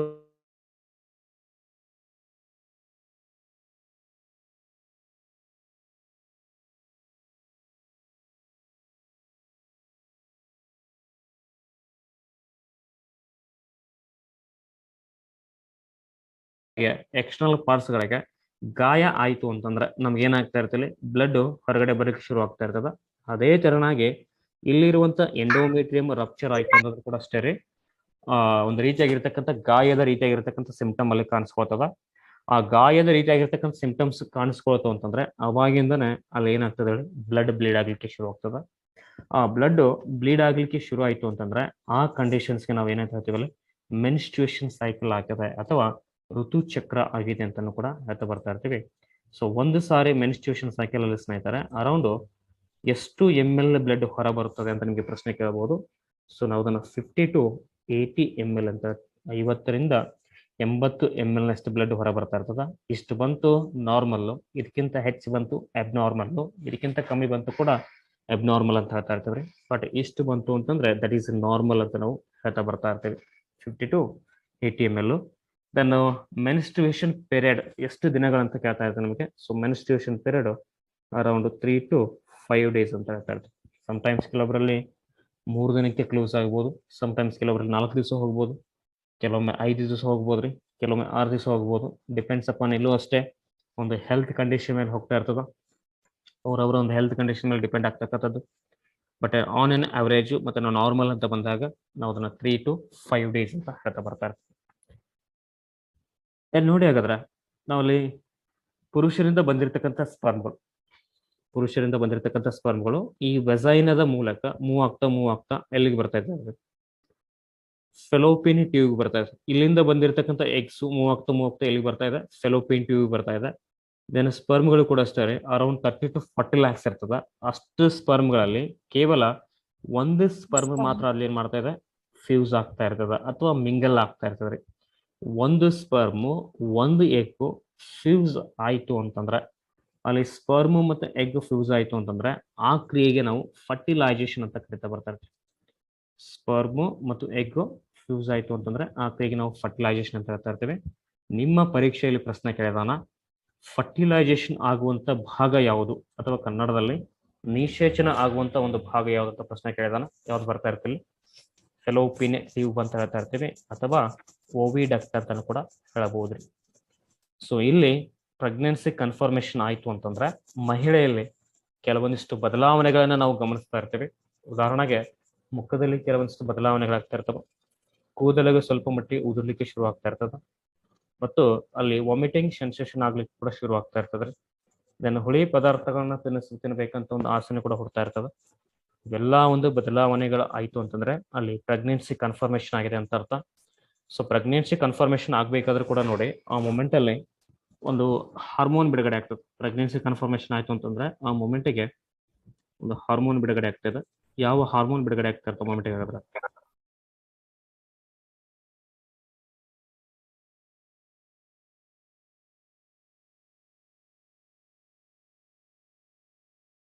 ಪ್ರೊಜೆಸ್ಟೆರಾನ್ ರೀ. ಇದಕ್ಕಿರ್ತಕ್ಕಂಥ ಇನ್ನೊಂದು ಹೆಸರು HCG ಅಂತ ಬರ್ತಾವೆ, ಹ್ಯೂಮನ್ ಕೊರಿಯೋನಿಕ್ ಗೊನಾಡೋಟ್ರೋಫಿನ್ ಅಂತ ಕರಿತಾ ಇರ್ತೀವಿ. ಹ್ಯೂಮನ್ ಕೊರಿಯೋನಿಕ್ ಗೊನಾಡೋಟ್ರೋಫಿನ್ ಅಂತ ಹೇಳ್ತಾರೆ. ಈ ಒಂದು ಹಾರ್ಮೋನ್ ಬಿಡುಗಡೆ ಆಗ್ತದ. ಈಗ ಕೆಲವೊಬ್ರು ಸೆಲ್ಫ್ ಟೆಸ್ಟಿಂಗ್ ಮಾಡ್ಕೋತಾರೆ, ಪ್ರೆಗ್ನೆನ್ಸಿ ಆಗಿದೆಯೋ ಅಥವಾ ಇಲ್ಲೋ ಅಂತಂದ್ಬಿಟ್ಟು ತಮ್ಮಷ್ಟಕ್ಕೆ ತಾವೇ ಚೆಕ್ ಮಾಡ್ಕೊಳ್ತಾ ಇರ್ತಾರೆ. ಅಂತ ಮೂಮೆಂಟ್ ಅಲ್ಲಿ ಆ ಪ್ರೆಗ್ನೆನ್ಸಿ ಕಿಟ್ ಅಲ್ರಿ ಡಾಟ್ಸ್ ಬರ್ತಾ ಇರ್ತಾರೆ. ಸಪೋಸ್ ಅಲ್ಲಿ ಸಿಂಗಲ್ ಡಾಟ್ ಇತ್ತು ಅಂತಂದ್ರೆ ನಾಟ್ ಕನ್ಫರ್ಮ್ ಅಂತ ಹೇಳ್ತೀವಿ. ಸಪೋಸ್ ಆ ಒಂದು ಟೆಸ್ಟಿಂಗ್ ಕಿಟ್ ಅಲ್ಲಿ ಡಬಲ್ ಡಾಟ್ ಬಂತು ಅಂತಂದ್ರೆ ಏನಂತ ಹೇಳ್ತಾ ಇರ್ತೀವಿ ಅಲ್ಲಿ, ಸೊ ಇಟ್ಸ್ ಕನ್ಫರ್ಮ್ ಅಂತ ಹೇಳ್ತಾರೆ, ಪ್ರೆಗ್ನೆನ್ಸಿ ಕನ್ಫರ್ಮೇಶನ್ ಆಗಿದೆ ಅಂತ. ಸಿಂಗಲ್ ಡಾಟ್ ಇತ್ತು ನಾಟ್ ಕನ್ಫರ್ಮ್, ಡಬಲ್ ಡಾಟ್ ಬಂತು ಅಂದ್ರೆ ಕನ್ಫರ್ಮ್ ರೀ. ಆ ಕನ್ಫರ್ಮೇಶನ್ ಆಗ್ಬೇಕು ಅಂತಂದ್ರೆ ಅಲ್ಲಿ ಏನಿರ್ಬೇಕಾಗ್ತದ, ಈ ಹಾರ್ಮೋನ್ ಇರ್ಬೇಕಾಗ್ತದ, ಪ್ರೊಜೆಸ್ಟೆರಾನ್ ಹಾರ್ಮೋನು. ನಿಮ್ಮ ಎಕ್ಸಾಮ್ ಅಲ್ಲಿ ಕ್ವಶನ್ ಕೇಳಿದಾನೆ ಗರ್ಭಾವಸ್ಥೆಯ ಸಂದರ್ಭದಲ್ಲಿ ಬಿಡುಗಡೆಗೊಳ್ಳುವಂತ ಒಂದು ಹಾರ್ಮೋನ್ ಯಾವ್ದು ಅಂತಂದ್ಬಿಟ್ಟು ದಟ್ ಈಸ್ ನಾವು ಪ್ರೊಜೆಸ್ಟೆರಾನ್ ಅಂತ ಹೇಳ್ತಾ ಬರ್ತಾ ಇರ್ತೀವಿ. ದೆನ್ ಈ ಪ್ರೊಜೆಸ್ಟೆರಾನ್ ಹಾರ್ಮೋನದ ಕೆಲಸ ಇನ್ನೊಂದು ನೋಡಿ, ಪ್ರೆಗ್ನೆನ್ಸಿ ಕನ್ಫರ್ಮೇಶನ್ ಆಯ್ತು ಅಂತಂದ್ರ ಮೆನ್ಸ್ಟ್ರುಯೇಷನ್ ಸೈಕಲ್ ಸ್ಟಾಪ್ ಆಗ್ತದೆ, ಕಂಟಿನ್ಯೂ ಆಗ್ತಾರೆ. ಮೆನ್ಸ್ಟ್ರುಯೇಷನ್ ಸೈಕಲ್ ಸ್ಟಾಪ್ ಆಗ್ತಾ ಇರ್ತಲ್ಲ. ಸ್ಟಾಪ್ ಆಗ್ಲಿಕ್ಕೆ ಕಾರಣ ಏನಂತಂದ್ರೆ ಒಂದು ನೋಡಿ, ಆ ಮೊಮೆಂಟಿಗೆ ಎಗ್ಸ್ ಪ್ರೊಡಕ್ಷನ್ ನಿಂತು ಬಿಡ್ತದೆ. ಎಗ್ಸ್ ಪ್ರೊಡಕ್ಷನ್ ನಿಂತೋಯ್ತು ಒಂದು ರೀಸನ್. ದೆನ್ ಮತ್ತೊಂದು ರೀಸನ್ ಎಂತಂದ್ರೆ ಇಲ್ಲಿ ಫ್ಯೂಸ್ ಆಗಿರುವಂತ ಸ್ಪರ್ಮು ಮತ್ತೆ ಎಗ್ ಅದು ಒಂಥರ ಏನಾಗಿರ್ತ್ರಿ, ಸಣ್ಣದಾಗಿರ್ತಕ್ಕಂಥ ಒಂದು ಭ್ರೂಣವಾಗಿ ಬೆಳೀತಾ ಇರ್ತದೆ. ಇಷ್ಟು ಸಣ್ಣ ಒಂದು ಚುಕ್ಕೆ ಆಕಾರ, ಅದು 1 ಇಂಚು ಅಥವಾ 2 ಇಂಚು ಇರ್ತದೆ ಅಷ್ಟೇ ರೀ. ಅಷ್ಟಿರ್ತಕ್ಕಂಥ ಒಂದು ಭ್ರೂಣ ಮೂವ್ ಆಗ್ತಾ ಇಲ್ಲಿಂದ ಎಲ್ಲಿಗೆ ಬರ್ತದೆ ಅಂತಂದ್ರೆ ಈ ಎಂಡೋಮೆಟ್ರಿಯಂ ಭಾಗ ಈ ಭಾಗಕ್ಕೆ ಬರ್ತದೆ. ಸೊ ಈ ಭಾಗಕ್ಕೆ ಬಂತು ಅಂತಂದ್ರೆ ಇಲ್ಲಿ ಎಂಡೋಮೆಟ್ರಿಯಂ ಯಾವುದೇ ಕಾರಣಕ್ಕೂ ಕೂಡ ಏನಾಗೋದಿಲ್ಲ, ರಿಮೂವ್ ಆಗೋದಿಲ್ಲ. ರಿಮೂವ್ ಆಗ್ಲಿಲ್ಲ ಅಂತಂದ್ರೆ ಅಲ್ಲಿ ಮೆನ್ಸ್ಟ್ರುಯೇಷನ್ ಸೈಕಲ್ ಏನಾಗೋದಿಲ್ಲ, ಆಗುವಂತ ಚಾನ್ಸಸ್ ಇರೋದಿಲ್ಲ. ಒಂದು ಪಾಯಿಂಟ್ ಏನಂತಂದ್ರೆ ಒಂದು ಎಗ್ಸ್ ಪ್ರೊಡಕ್ಷನ್ ನಿಂತು ಹೋಗಿದೆ. ಮತ್ತೊಂದು ಪಾಯಿಂಟ್ ಏನಂತಂದ್ರೆ ಈ ಭಾಗದಲ್ಲಿ ಏನು ಬಂದು ಕೂತ್ಕೊಂಡಿದೆ, ಒಂದು ಭ್ರೂಣ ಬಂದು ಕೂತ್ಕೊಂಡಿದೆ. ಸೊ ಹಾಗಾಗಿ ಯಾವುದೇ ಕಾರಣಕ್ಕೂ ಕೂಡ ಅಲ್ಲಿ ಮಗು ಗರ್ಭದಿಂದ ಹೊರ ಬರ್ತಕ್ಕಂಥ ಒಂದು ಬರೋಬರೋವರೆಗೆ ಕೂಡ ಮೆನ್ಸ್ಟ್ರುಯೇಷನ್ ಸೈಕಲ್ ನಿಂತು ಹೋಗ್ತಾ ಇರ್ತದೆ. ಸೊ ಇಲ್ಲಿ ನಿಂತು ಹೋಗ್ಲಿಕ್ಕೆ ಕಾರಣವಾಗಿರ್ತಕ್ಕಂಥ ಹಾರ್ಮೋನ್ ಅಂತಂದ್ರೂ ಕೂಡ ಯಾವ್ದ್ರಿ, ಪ್ರೊಜೆಸ್ಟೆರಾನ್ ಹಾರ್ಮೋನ್ ಅಂತ ನಾವು ಹೇಳ್ತಾ ಬರ್ತಾ ಇರ್ತೀವಿ. ಸೊ ಹಾಗಾದ್ರೆ ಪ್ರೆಗ್ನೆನ್ಸಿ ಕನ್ಫರ್ಮೇಶನ್ ಆಯ್ತು. ಜಸ್ಟ್ ಒಂದು ಕನ್ಫರ್ಮೇಶನ್ ಆದ ತಕ್ಷಣ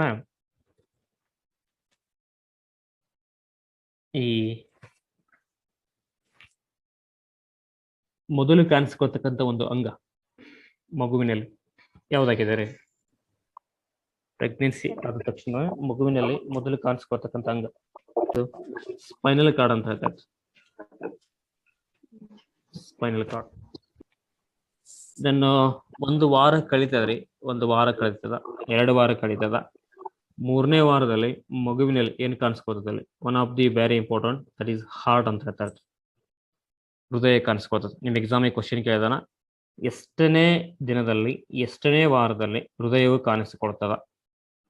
ಮೂರನೇ ವಾರದಲ್ಲಿ ಅಥವಾ ಅಲ್ಲಿ 21ನೇ ದಿನಗಳಲ್ಲಿ ಏನು ಕಂಡು ಬರ್ತಾ ಇದ್ರಿ? ಹೃದಯ ಕಾಣಿಸ್ಕೊಳ್ತದ. ಜಸ್ಟ್ ನಾವು ಹೃದಯ ಜೀವದ ಉದಯ ಅಂತ ಹೇಳ್ತಾ ಇರ್ತೇವೆ.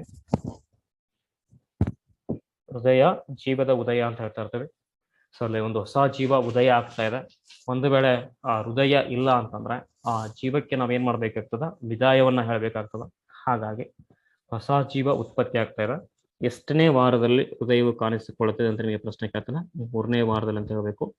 ಎಷ್ಟನೇ ವಾರದಿಂದ ಹೃದಯ ಬಡಿತ ಪ್ರಾರಂಭವಾಗುತ್ತದೆ ಅಂದ್ರೂ ಕೂಡ ಅಷ್ಟೇ, ಮೂರನೇ ವಾರದಿಂದನೇ ಒಂದು ಹೃದಯ ಬಡಿತ ಪ್ರಾರಂಭವಾಗ್ತದೆ ಅಂತ ಹೇಳ್ತಾ ಬರ್ತಾ ಇರ್ತೀವಿ. ಮತ್ತೊಂದು ಪ್ರಶ್ನೆ ಕೇಳಿದೆ ನಿಮಗೆ, ಮಗುವಿನ ಒಂದು ಲಿಂಗ ನಿರ್ಧಾರ ಅಂತ ಬರ್ತದೆ. ಮಗುವಿನ ಲಿಂಗ ನಿರ್ಧಾರ ಅಂತ ಬರ್ತದೆ. ಯಾವ ಸಂದರ್ಭದಲ್ಲಿ ಯಾವ ಸಮಯದಲ್ಲಿ ಮಗುವಿನ ಲಿಂಗ ನಿರ್ಧಾರ ಉಂಟಾಗ್ತಾ ಇರ್ತಲ್ಲಿ? 3 months ಆದ್ಮೇಲೆ ಚೆಕಪ್ಗೆ ಹೋದ್ರೆ ದಟ್ ಈಸ್ ಅಲ್ಲಿ ಸ್ಕ್ಯಾನ್ ಮಾಡ್ತಾ ಇರ್ತಾರ. ಸ್ಕ್ಯಾನ್ ಮಾಡಿದಾಗ ನೋಡ್ತಾ ಇರ್ತಾರೆ ಅಲ್ಲಿ ಯಾವ್ದು ಮಗು ಇದೆ, ಮಗುವಿನ ಒಂದು ಡೆವಲಪ್ಮೆಂಟ್ ಯಾವ ತರ ಇದೆ, ಅದನ್ನ ಮಗು ಯಾವ ತರ ಹೆಲ್ದಿ ಆಗಿದೆಯಾ ಇಲ್ಲೋ ಅಂತ ಅಂದ್ಬಿಟ್ಟು ಚೆಕ್ ಮಾಡಿ ಅದೇ ಮೂಮೆಂಟ್ ಅಲ್ಲಿ ಕೂಡ ಮಗುವಿನ ಒಂದು ಲಿಂಗವನ್ನು ಕೂಡ ಪತ್ತೆ ಮಾಡ್ಬೋದು. ಬಟ್ ಅದ ಅಫೆನ್ಸ್ ಅಂತ ನಾವು ಹೇಳ್ತಾ ಇರ್ತೀವಿ. ಪ್ರೆಗ್ನೆನ್ಸಿ ಅಂದ್ರೆ ಈ ಸ್ಪರ್ಮ್ ಮತ್ತೆ ಎಗ್ ಯಾವಾಗ ಫ್ಯೂಸ್ ಆಗ್ತಾ ಇರ್ತೀರಿ ಅವಾಗಲೇ ಡಿಸೈಡ್ ಆಗಿರ್ತದ. ಅಲ್ಲಿ XX ಕ್ರೋಮೋಸೋಮ್ ಬಂತು ಅಂತಂದ್ರೆ ಹೆಣ್ಣು ಮಗು ಅಂತ ಹೇಳ್ತೀವಿ. XY ಕ್ರೋಮೋಸೋಮ್ ಬಂತು ಅಂತಂದ್ರೆ ಗಂಡು ಮಗು ಅಂತ ಹೇಳ್ತಾ ಇರ್ತೀವಿ. ಬಟ್ ಡೆವಲಪ್ ಆಗ್ಬೇಕಾದ್ರೆ ಟೈಮ್ ತಗೋತಾ ಇರ್ತೀವಿ. ಇನಿಷಿಯಲ್ ಆಗಿ ನಮಗೆ ಗೊತ್ತಾಗೋದಿಲ್ಲ, ಯಾಕಂದ್ರೆ ಇನಿಷಿಯಲ್ ಆಗಿ ಒಂದು ಇಷ್ಟೇ ಇರ್ತಾರೆ ಮ್ಯಾಮ್. 1-5 ತಿಂಗಳು ಕಳೆದ ಮೇಲೆ ಕೂಡ ಜಸ್ಟ್ 1-2 ಇಂಚ್ ಅಷ್ಟೇ ಬೆಳೆದಿರ್ತದೆ. 2 ಇಂಚ್ ಅಂದ್ರೆ ನೋಡಿ ನೀವೇ ವಿಚಾರ ಮಾಡಿ ಎಷ್ಟಿರ್ತವೆ. ಇವಾಗ 1 ತಿಂಗಳು ಕಂಪ್ಲೀಟ್ ಆದ್ಮೇಲೆ 2 ತಿಂಗಳು ಕಂಪ್ಲೀಟ್ ಆದ್ಮೇಲೆ ಅರೌಂಡ್ 4 to 5 ಇಂಚ್ ಇರ್ತದೆ. 2 months ಕಂಪ್ಲೀಟ್ ಆದ್ಮೇಲೆ ದೆನ್ 3 months ಕಂಪ್ಲೀಟ್ ಆದ್ಮೇಲೆ 6 to 7 ಇಂಚ್ ಅಂತ ಹೇಳ್ತಾರೆ. 3 months ಆದ್ಮೇಲೆ 4 months ಏನು ರನ್ನಿಂಗ್ ಆಗ್ತಾ ಇರ್ತದೆ ಆ ಮೂಮೆಂಟ್ ಅಲ್ಲಿ ಹೋಗಿ ಚೆಕ್ಅಪ್ ಮಾಡಿಸಿದ್ರೆ ಅಲ್ಲಿ ಯಾವ ಲಿಂಗವನ್ನ ಹೊಂದಿದೆ ಅಂತ ಗೊತ್ತಾಗ್ತಾ ಇರ್ತದೆ. ಬಟ್ ಇವೆರಡು ತಿಂಗಳಲ್ಲಿ ಏನಾಗೋದಿಲ್ಲ, ಡೆವಲಪ್ಮೆಂಟ್ ಇನ್ನು ಆಗಿರೋದಿಲ್ಲ ಯಾವುದು ಲಿಂಗ ಅನ್ನೋದು. ಹಾಗಾಗಿ ಅಷ್ಟು ಸಮಂಜಸವಾಗಿ ಕಂಡು ಬರೋಂಗಿಲ್ಲ ರೀ. ಬಟ್ ಯಾವಾಗ ನಿರ್ಧಾರ ಆಗುತ್ತೆ ಅಂತಂದ್ರೆ ಗರ್ಭಾಂಕುರವಾದಾಗ ಅಂತ ಕರಿತಾ ಇರ್ತೀವಿ, ಅಥವಾ ನಾವು ಪ್ರೆಗ್ನೆನ್ಸಿ ಕನ್ಫರ್ಮೇಶನ್ ಆದಾಗ್ಲೇ ಅಲ್ಲಿ ಲಿಂಗನೂ ಕೂಡ ನಿರ್ಧಾರ ಆಗಿದೆ. XX ಕ್ರೋಮೋಸೋಮ್ ಬಂತು ಅಂತಂದ್ರೆ ಹೆಣ್ಣು ಮಗು ಅಂತ ಹೇಳ್ತೀವಿ, XY ಕ್ರೋಮೋಸೋಮ್ ಬಂತು ಅಂತಂದ್ರೆ ಗಂಡು ಮಗು ಅಂತ ಹೇಳ್ತೀವಿ. ಬಟ್ ನಮಗೆ ಗೊತ್ತಾಗೋದು ಯಾವಾಗ ಅಂತಂದ್ರೆ ಅರೌಂಡ್ 3 to 4 days. ಬಿಕಾಸ್ ಅದೇನಾಗ್ತಾ ಇರ್ತಾರೆ ಮಗು ಬೆಳಿತಾ ಬರ್ತದೆ. ಫಸ್ಟ್ ಮಂತ್ ಕಂಪ್ಲೀಟ್ ಆದಾಗ ಎಷ್ಟು 1 ಇಂಚ್ ಬಿಟ್ಟರೆ 2 ಇಂಚ್ ಅಷ್ಟೇ ದೊಡ್ಡದು, ಜಸ್ಟ್ ಇಷ್ಟೇ ಬರ್ತದೆ. 2ನೇ ತಿಂಗಳು ಕಂಪ್ಲೀಟ್ ಆದ್ಮೇಲೆ ಅರೌಂಡ್ 4 ಇಂಚ್ ಅಂದ್ರೆ ಅಷ್ಟೇ ಒಂದಿಷ್ಟು ಬೆಳೆದಿರ್ತದೆ ಅಷ್ಟೇ. ದೆನ್ 3 months ಕಂಪ್ಲೀಟ್ ಆದ್ಮೇಲೆ ಅರೌಂಡ್ 6 to 7 inches ಅಂತ ಕರಿತಾ ಬರ್ತಾ ಇರ್ತೀವಿ. ಸೊ ನೋಡಿ ಒಂಥರ ಹೆಂಗಂದ್ರೆ ಸಣ್ಣ ಚಿಕನ್ ಪೀಸ್, ಸಣ್ಣದಾಗಿರ್ತಕ್ಕಂಥ ಒಂದು ಚಿಕನ್ ಪೀಸ್ ಹೆಂಗಿರ್ತದ ಆ ತರ ಮಗು ಇರ್ತದೆ. ಒಂದು ಇಷ್ಟೇ ಭ್ರೂಣ ಇರ್ತದ. ಈಗ ಸಣ್ಣದಾಗಿರ್ತಕ್ಕಂಥ ನಾಯಿ ಮರಿಗಳು ಇರ್ತಾವ ಅಥವಾ ಇಲಿ ಮರಿಗಳು ಇರ್ತಾವ ಮನೇಲಿ, ಅಷ್ಟೇ ಒಂದು ಮಗು ಇಷ್ಟು ಗರ್ಭದಲ್ಲಿ ಬೆಳೀತಾ ಇರ್ತಾರೆ. ಆ ಬೆಳೀತಕ್ಕಂಥ ಮೂಮೆಂಟ್ ಅಲ್ಲಿ 1 ತಿಂಗಳು ಕಂಪ್ಲೀಟ್ ಆದ್ಮೇಲೆ ಸ್ವಲ್ಪ ಎತ್ತರವಾಗಿ ಬೆಳೀತದೆ. ಮತ್ತೊಂದು ತಿಂಗಳು ಕಂಪ್ಲೀಟ್ ಆದ್ಮೇಲೆ ಮತ್ತೊಂದು ಸ್ವಲ್ಪ ಎತ್ತರ ಬೆಳೀತದೆ. 3ನೇ ತಿಂಗಳು ಕಂಪ್ಲೀಟ್ ಆದ್ಮೇಲೆ ಮತ್ತೊಂದು ಸ್ವಲ್ಪ ಎತ್ತರ ಬೆಳೀತದೆ. 4ನೇ ತಿಂಗಳು ಕಂಪ್ಲೀಟ್ ಆದ್ಮೇಲೆ ಅದಕ್ಕಿಂತ ಎತ್ತರ ಬೆಳೀತದೆ. 5ನೇ ತಿಂಗಳು ಕಂಪ್ಲೀಟ್ ಆದ್ಮೇಲೆ ಅದಕ್ಕಿಂತ ಎತ್ತರ ಬೆಳೀತದೆ. ಈ ತರ ಎವ್ರಿ ಮಂತ್ ಕೂಡ ದೊಡ್ಡದಾಗ್ತಾ ಬರ್ತದೆ. ಅರೌಂಡ್ ಒಂದು 5 months ಆದ್ಮೇಲೆ ಆ ಮಗುವಿನಲ್ಲಿ ಒಂದು ರೀತಿಯಾಗಿರ್ತಕ್ಕಂಥ ಚಲನವಲನಗಳು ಅಂತಂದ್ರೆ ಆ ತಾಯಿ ಹೇಳ್ತಕ್ಕಂಥದ್ದನ್ನ ಕೇಳಿಸ್ಕೊಳ್ಳೋದಾಗಿರ್ಬೋದ್ರಿ. ಇದನ್ನು ಮಗುವಿನ ಒಂದು ಕೈಕಾಲುಗಳು ಅಲ್ಲಿ ಒಂಥರ ಆಡ್ಲಿಕ್ಕೆ ಶುರು ಆಗ್ತಾರೆ. ಇವಾಗ 5 months ಕಂಪ್ಲೀಟ್ ಆದ್ಮೇಲೆ ಆಡ್ಲಿಕ್ಕೆ ಶುರುವಾಗಿ ಒಂದು ರೀತಿಯಾಗಿರ್ತಕ್ಕಂಥ ಮೂಮೆಂಟ್ ಅನ್ನ ಆ ತಾಯಿನೇ ಅನುಭವಿಸ್ತಾರೆ. ತನ್ನ ಮಗು ಹೊರಳಾಡೋದಾಗಿರ್ಬೋದು, ಅಲ್ಲಿ ಕಾಲಿಂದ ಸ್ವಲ್ಪ ಮಟ್ಟಿಗೆ ಮೂಮೆಂಟ್ ಅನ್ನ ಮಾಡೋದಾಗಿರ್ಬೋದು. ತಾಯಿಗಷ್ಟೇ ಆ ಫೀಲ್ ಗೊತ್ತಾಗ್ತಾ ಇರ್ತದೆ, ಬಟ್ ಹೊರಗಡೆಯಿಂದ ಗೊತ್ತಾಗೋದಿಲ್ರಿ. ನಾವು ಸ್ಕ್ಯಾನ್ ಮೂಲಕ ನೋಡಿದಾಗ ಮಾತ್ರ ಅಲ್ಲಿ ಗೊತ್ತಾಗ್ತಕ್ಕಂಥದ್ದು. ಅರೌಂಡ್ 6 months ಕಂಪ್ಲೀಟ್ ಆಗ್ತದ, 7 months ಕಂಪ್ಲೀಟ್ ಆಗ್ತದೆ, 8 months ಕಂಪ್ಲೀಟ್ ಆಗ್ತದ. ಕಂಪ್ಲೀಟ್ ಆದ ಮೇಲೆ 9 ತಿಂಗಳು ಕಂಪ್ಲೀಟ್ ಆದ್ಮೇಲೆ ಇಲ್ಲಿ ಮಗುವಿನ ಗರ್ಭ ಅಥವಾ ಮಗುವಿನ ಒಂದು ಬೆಳವಣಿಗೆ ಗರ್ಭಕೋಶದಲ್ಲಿ ಆಗ್ತಕ್ಕಂಥ ಸಂದರ್ಭದಲ್ಲಿ ಆ ತಾಯಿ ಮತ್ತು ಮಗುವಿನ ಮಧ್ಯೆ ಇರುವಂತ ಒಂದು ಕನೆಕ್ಷನ್ ಯಾವ್ದ್ರಿಂದ ಆಗ್ತಾ ಇರ್ತಾರೆ? ಪ್ಲಸೆಂಟಾ ಅಂತ ಹೇಳ್ತೀವಿ. ಮತ್ತೆ ಯಾವ್ದಾಗಿದೆ ಅಲ್ಲಿ? ಹೊಕ್ಕಳಿ ಬಳ್ಳಿ ಅಂತ ಬರ್ತದೆ. ದಟ್ ಮೀನ್ಸ್ ಅಂಬ್ಲಿಕಲ್ ಕಾರ್ಡ್ ಅಂತ ಬರ್ತಾ ಇದೆ. ಉದಾಹರಣೆಗೆ ನೋಡಿ, ಇದು ಒಂದು ಗರ್ಭಕೋಶ ಅಂತ ನಾವು ತಗೊಂಡಾಗ ಈ ಗರ್ಭಕೋಶದಲ್ಲಿ ಇಷ್ಟೇ ಸಣ್ಣದಾಗಿರ್ತಕ್ಕಂಥ ಒಂದು ಮಗು ಇದೆ. ಒಳಗಡೆ ಇರೋದನ್ನ ಮಗು ಅಂತ ಕನ್ಸಿಡರ್ ಮಾಡೋಣ. ಈ ಮಗುವಿನಲ್ಲಿ ಇಲ್ಲಿಂದ ಒಂದು ಹೊಕ್ಕಳ ಬಳ್ಳಿ ಹೋಗ್ತಾ ಇರ್ತದೆ. ಹೊಕ್ಕಳ ಬಳ್ಳಿ ಹೋಗ್ತಾ ಇದೆ. ಈ ಹೊಕ್ಕಳ ಬಳ್ಳಿ ಈ ತರ ಒಂದು ರಚನೆ ಇರ್ತದೆ ಒಳಗಡೆ. ಅದಕ್ಕೆ ಅಪೋಸಿಟ್ ಆಗಿ ತಾಯಿಯ ಕೋಶಗಳಿಂದ ಒಂದು ರಚನೆ ಕಂಡು ಬರ್ತಾ ಇದೆ. ಈ ರಚನೆಗೆ ನಾವು ಪ್ಲೆಸೆಂಟಾ ಅಂತ ಹೇಳ್ತಾರೆ. ಇದು ತಾಯಿ ಕೋಶಕ್ಕೆ ಕನೆಕ್ಷನ್ ಆಗಿದೆ. ದೆನ್ ಇಲ್ಲಿರೋದು ಅಂಬಲಿಕಲ್ ಕಾರ್ಡ್ ಅಥವಾ ಹೊಕ್ಕಳು ಬಳ್ಳಿ ಅಂತ ಹೇಳ್ತೀವಿ. ಸೊ ಪ್ರತಿಯೊಂದು ಸಹ ನೋಡಿ ತಾಯಿಯ ಕೋಶದಿಂದ ಎಲ್ಲಿ ಟ್ರಾನ್ಸ್ಫರ್ ಆಗ್ತಾ ಇದೆ, ಈ ಹೊಕ್ಕಳು ಬಳಿಗೆ ಟ್ರಾನ್ಸ್ಫರ್ ಆಗ್ತದೆ. ಹೊಕ್ಕಳು ಬಳಿಗೆ ಟ್ರಾನ್ಸ್ಫರ್ ಆದ್ಮೇಲೆ ಅಲ್ಲಿಂದ ಮೂವ್ ಆಗ್ತಾ ಆ ಮಗುವಿನ ಒಂದು ದೇಹಕ್ಕೆ ಟ್ರಾನ್ಸ್ಫರ್ ಆಗ್ತಾ ಇರ್ತದ. ಸೊ ಹಾಗಾಗಿ ಆ ತಾಯಿ ಮತ್ತು ಮಗುವಿನ ಮಧ್ಯೆ ಇರತಕ್ಕಂಥ ಒಂದು ಕನೆಕ್ಷನ್ ಅಂತಂದ್ರೆ ದಟ್ ಈಸ್ ಹೊಕ್ಕಳು ಬಳ್ಳಿ ಅಥವಾ ಅಂಬಲಿಕಲ್ ಕಾರ್ಡ್ ಅಂತ ನಾವು ಹೇಳ್ತಾ ಬರ್ತಾ ಇರ್ತೇವೆ. ಈ ಒಂದು ಹೊಕ್ಕಳು ಬಳ್ಳಿಯಲ್ಲಿ ಸ್ನೇಹಿತರ ಎರಡು ರೀತಿಯಾಗಿರ್ತಕ್ಕಂಥ ಒಂದು ರಕ್ತನಾಳಗಳು ಕಂಡು ಬರ್ತಾ ಇರ್ತವೆ. ಒಂದು ಅಪಧಮನಿ ಅಂತ ಬರ್ತಾ ಇದೆ, ಮತ್ತೊಂದು ಅಭಿಧಮನಿ ಅಂತ ಬರ್ತಾ ಇದೆ. ಒಂದು ಅಪಧಮನಿ ಮತ್ತೊಂದು ಅಭಿಧಮನಿ ಅಂತ ಬರ್ತಾ ಇದೆ. ಸೊ ಎಲ್ಲಾ ಅಂಗಗಳಿಗೆ ಅಲ್ಟರ್ನೇಟಿವ್ ಆಗಿ ಕೆಲಸ ಮಾಡ್ತಕ್ಕಂಥದ್ದು ಯಾವ್ದಂತಂದ್ರೆ ಈ ಹೊಕ್ಕಳು ಬಳ್ಳಿ. ಬಿಕಾಸ್ ಆ ಮಗುವಿನಲ್ಲಿ ನೋಡಿ ಇನ್ನೂ ಲಿವರ್ ಫಾರ್ಮೇಶನ್ ಆಗಿಲ್ಲ ಅಂತಂದ್ರೆ ಆ ಲಿವರ್ ರೀತಿಯಾಗಿ ಕೆಲಸ ಮಾಡೋದು ಯಾವ್ದಾಗಿದೆ, ಹೊಕ್ಕಳು ಬಳ್ಳಿ. ಅಂದ್ರೆ ಲಿವರ್ ಮಾಡ್ತಕ್ಕಂಥ ಎಲ್ಲಾ ಕೆಲಸಗಳನ್ನ ನಿರ್ವಹಿಸ್ತಕ್ಕಂಥದ್ದು ಯಾವುದು, ಹೊಕ್ಕಳು ಬಳ್ಳಿ. ಕಿಡ್ನಿಗಳು ಫಾರ್ಮೇಶನ್ ಆಗಿಲ್ಲ ಅಂತಂದ್ರೆ ಕಿಡ್ನಿಗಳ ರೀತಿ ಕೆಲಸ ಮಾಡೋದು ಯಾವುದು, ಹೊಕ್ಕಳು ಬಳ್ಳಿ. ದೆನ್ ಅಲ್ಲಿ ಹಾರ್ಟ್ ಇನ್ನು ಫಾರ್ಮೇಶನ್ ಆಗಿಲ್ಲ, ಹಾರ್ಟ್ ರೀತಿಯ ಕೆಲಸ ಮಾಡೋದು ಯಾವುದು, ಹೊಕ್ಕಳು ಬಳ್ಳಿ. ಲಂಗ್ಸ್ ಇನ್ನು ಫಾರ್ಮೇಶನ್ ಆಗಿಲ್ಲ ರೀ, ಲಂಗ್ಸ್ ರೀತಿ ಕೆಲಸ ಮಾಡೋದು ಯಾವುದು, ಹೊಕ್ಕಳು ಬಳ್ಳಿ. ದೆನ್ ಸಣ್ಣ ಕರಳು ದೊಡ್ಡ ಕರಳು ಫಾರ್ಮೇಶನ್ ಆಗಿಲ್ಲ, ಅದ ರೀತಿ ಕೆಲಸ ಮಾಡೋದು ಹೊಕ್ಕಳು ಬಳ್ಳಿ. ಪ್ರತಿಯೊಂದಕ್ಕೂ ಕೂಡ ಅಲ್ಟರ್ನೇಟಿವ್ ಆಗಿ ಕೆಲಸ ಮಾಡ್ತಕ್ಕಂಥದ್ದು ಯಾವ್ದು ಅಂತಂದ್ರೆ ಹೊಕ್ಕಳು ಬಳ್ಳಿ ಅಂತ ಹೇಳ್ತಾ ಇರ್ತೀವಿ. ಜೊತೆಗೆ ಆ ಒಂದು ತಾಯಿಯ ಕೋಶಗಳಿಂದ ಶುದ್ಧವಾಗಿರುವಂತ ಕಾಂಪೊನೆಂಟ್ ನ್ಯೂಟ್ರಿಯೆಂಟ್ಸ್ ಬೇಕಾಗ್ತದ್ರಿ. ನ್ಯೂಟ್ರಿಯೆಂಟ್ ಅಂತಂದ್ರೆ ನಾವಲ್ಲಿ ವಿಶೇಷ ರೀತಿಯಾಗಿರ್ತಕ್ಕಂಥ ಒಂದು ಎನರ್ಜೆಟಿಕ್ ಫುಡ್ ಅಂತ ಹೇಳ್ಬೋದು ನ್ಯೂಟ್ರಿಯೆಂಟ್ಸ್. ಮತ್ತು ವೆರಿ ಇಂಪಾರ್ಟೆಂಟ್ ಏನ್ ಬೇಕಂತಂದ್ರೆ ಆಕ್ಸಿಜನ್ ಬೇಕು. ವೆರಿ ಇಂಪಾರ್ಟೆಂಟ್ ಏನ್ ಬೇಕಲ್ಲಿ ಆಕ್ಸಿಜನ್ ಬೇಕು.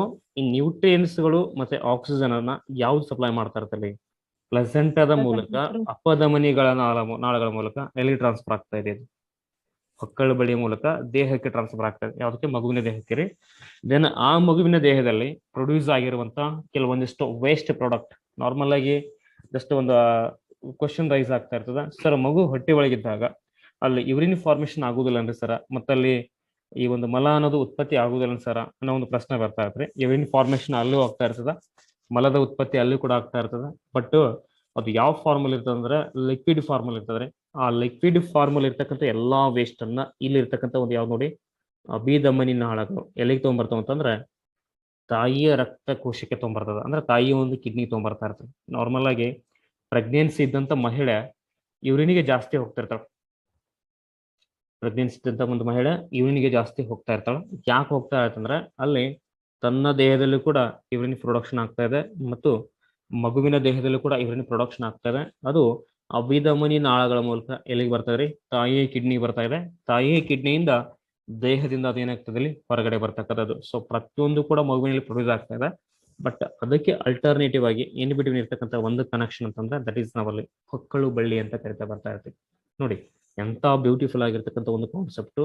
ಜಸ್ಟ್ ಒಂದು ಸ್ಪರ್ಮು, ಒಂದು ಎಗ್ಗು ಒಂದು ಹೊಸ ಹುಟ್ಟನ್ನ ಸೃಷ್ಟಿ ಮಾಡ್ತಾ ಇದೆ, ಹೊಸ ಜೀವವನ್ನ ಸೃಷ್ಟಿ ಮಾಡ್ತಾ ಇದೆ. ಆ ಹೊಸ ಜೀವ, ಹೊಸ ಹುಟ್ಟು ಮುಂದೊಂದಿನ ಏನಾಗ್ಬೋದ್ರಿ, ಒಂದು ಜಗತ್ತನ್ನ ಮೆಚ್ಚತಕ್ಕಂಥ ಒಬ್ಬ ವ್ಯಕ್ತಿ ಆಗ್ಬೋದು. ಇಲ್ಲಪ್ಪ ಅಂತಂದ್ರೆ ಜಗತ್ತನ್ನೇ ಹಾತಕ್ಕಂಥ ಒಬ್ಬ ವ್ಯಕ್ತಿ ಆಗ್ಬೋದು. ಇಲ್ಲಪ್ಪ ಅಂತಂದ್ರೆ ಜಗತ್ತೇ ಅವನನ್ನ ತಿರಸ್ಕಾರ ಮಾಡ್ತಕ್ಕಂಥ ಒಬ್ಬ ಕೆಟ್ಟ ವ್ಯಕ್ತಿ ಕೂಡ ಆಗ್ಬೋದು. Just because one sperm and one egg ಒಂದು ಹೊಸ ಜೀವಿಯನ್ನ ಸೃಷ್ಟಿ ಮಾಡ್ತಾ ಇದೆ.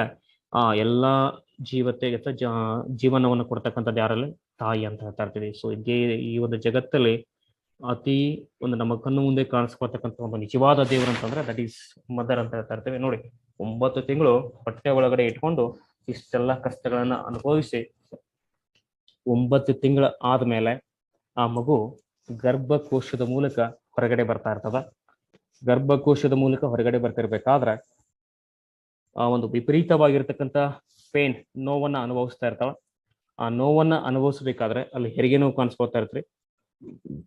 ಈ ಹೆರಿಗೆ ನೋವು ಅನ್ನೋದು ಅಷ್ಟು ಸರಳವಾಗಿರ್ತಕ್ಕಂಥ ನೋವಲ್ಲ. ಒಂಥರ ಆ ಮಹಿಳೆಗೆ, ಆ ತಾಯಿಗೆ ಮರು ಹುಟ್ಟನ್ನ ಪಡೆದಂಗ, ಬಿಕಾಸ್ ಅಷ್ಟು ನೋವು ಆಗ್ತಾ ಇರ್ತ್ರಿ. ಒಂಥರ ಮರು ಜನ್ಮವನ್ನ ಪಡೆದಂಗೆ ಕೂಡ ಅನುಭವ ಆಗ್ತಾ ಇರ್ತದ. ಸೊ ಬಟ್ ಅಲ್ಲಿ ಆ ಮೂಮೆಂಟ್ ಅಲ್ಲಿ ಒಂದು ಹಾರ್ಮೋನ್ ಕಾರಣ ಆಗ್ತಾ ಇರ್ತದೆ. ಮಗುವಿನ ಒಂದು ಗರ್ಭಕೋಶದ ಸಂಕೋಚನ ಮತ್ತು ವಿಕಸನ ಕ್ರಿಯೆಗೆ ಒಂದು ಹಾರ್ಮೋನ್ ಕಾರಣವಾಗ್ತಾ ಇರ್ತದ. ಯಾವ ಹಾರ್ಮೋನ್ ಕಾರಣ ಆಗ್ತಾ ಇರ್ತದೆ, ಮಗು ಜನಿಸ್ಬೇಕಾದ್ರೆ ಮಗುವನ್ನ ಗರ್ಭಕೋಶದ ಮೂಲಕ ಹೊರಗಡೆ ಬರ್ಬೇಕಾದ್ರೆ ಒಂದು ಹಾರ್ಮೋನ್ ಬೇಕಾಗ್ತದೆ. ಯಾವ ಹಾರ್ಮೋನ್ ಆಗಿದೆ ಆಗಾರ? ಆಕ್ಸಿಟೋಸಿನ್ ಅಂತ ಹೇಳ್ತಾ ಇರ್ತೀವಿ. ಈ ಆಕ್ಸಿಟೋಸಿನ್ ಹಾರ್ಮೋನ್ ಒಂದು ಪ್ರಚೋದನೆಯಿಂದ ಗರ್ಭಕೋಶ ಅಲ್ಲಿ ಏನಾಗ್ತಾ ಇರ್ತದ, ಒಂಥರ ಸಂಕೋಚನ ಮತ್ತು ವಿಕಸನ ಅಂತ ಕಾಂಟ್ರಾಕ್ಷನ್ಸ್ ಆಗ್ಲಿಕ್ಕೆ ಶುರು ಆಗ್ತದೆ, ಫ್ಲಕ್ಚುಯೇಷನ್ ಆಗ್ಲಿಕ್ಕೆ ಶುರು ಆಗ್ತದ. ಫ್ಲಕ್ಚುಯೇಷನ್ ಆಗ್ಲಿಕ್ಕೆ ಶುರು ನಾರ್ಮಲ್ ಆಗಿ ಜಸ್ಟ್ ನಾವು ಒಂದು ಕೈ ಇರ್ತದೆ, ಈ ಕೈಯನ್ನ ನಾವು ಹೇಳಿದ್ರೆ ನಮ್ಗೆ ವಿಪರೀತವಾಗಿ ನೋವಾಗ್ತಾ ಇರ್ತದೆ. ಬಟ್ ಆ ತಾಯಿಯ ಕೋಶದಲ್ಲಿ ಇರುವಂತ ಎಲ್ಲಾ ನರಗಳು ಏನಾಗ್ತಾ ಇರ್ತವೆ, ಒಂಥರ ಬಿಗಿಲಿಕ್ಕೆ ಶುರು ಆಗ್ತವೆ, ಅದರಲ್ಲಿ ಜಗ್ಲಿಕ್ಕೆ ಶುರು ಆಗ್ತದ. ಆ ತರ ಆದಾಗ ಗರ್ಭಕೋಶ ಅನ್ನೋದು ಫ್ಲಕ್ಚುಯೇಷನ್ ಆಗ್ಲಿಕ್ಕೆ ಶುರು ಆಗ್ತದ. ಫ್ಲಕ್ಚುಯೇಷನ್ ಆದ್ಮೇಲೆ ಆ ಮಗು ಸ್ವಲ್ಪನೇ ತಾಯಿಯ ಒಂದು ದೇಹದಿಂದ ಹೊರಗಡೆ ಹೋಗ್ಲಿಕ್ಕೆ ಶುರು ಆಗ್ತದೆ. ಹೊರ ಹೋಗ್ಲಿಕ್ಕೆ ಶುರು ಆದ್ಮೇಲೆ ಆ ಮೂಮೆಂಟ್ ಅಲ್ಲಿ ವೆಸೈನಾ ಇದೆ ನೋಡ್ರಿ, ವೆಸೈನಾ ಎಷ್ಟು ಎಕ್ಸ್ಪ್ಯಾನ್ಷನ್ ಆಗುತ್ತದೆ, ಇಲ್ಲಿರುವಂತ ವೆಸೈನಾ ಎಷ್ಟು ಎಕ್ಸ್ಪ್ಯಾನ್ಷನ್ ಆಗುತ್ತದೆ ಅಂತ ಒಂದ್ಸರಿ ಕ್ವಶನ್ ಕೇಳಿದಾನ. ದಟ್ ಈಸ್ ನಾವು ಅದನ್ನ ಅರೌಂಡ್ ನಾವು 10 ಸೆಂಟಿಮೀಟರ್ ಅಂತ ತಗೋತಾ ಇರ್ತೀವಿ. 10 ಸೆಂಟಿಮೀಟರ್ ಎಕ್ಸ್ಪೆನ್ಷನ್ ಆಗ್ತಿರ್ತದೆ ವೆಸೈನಾ.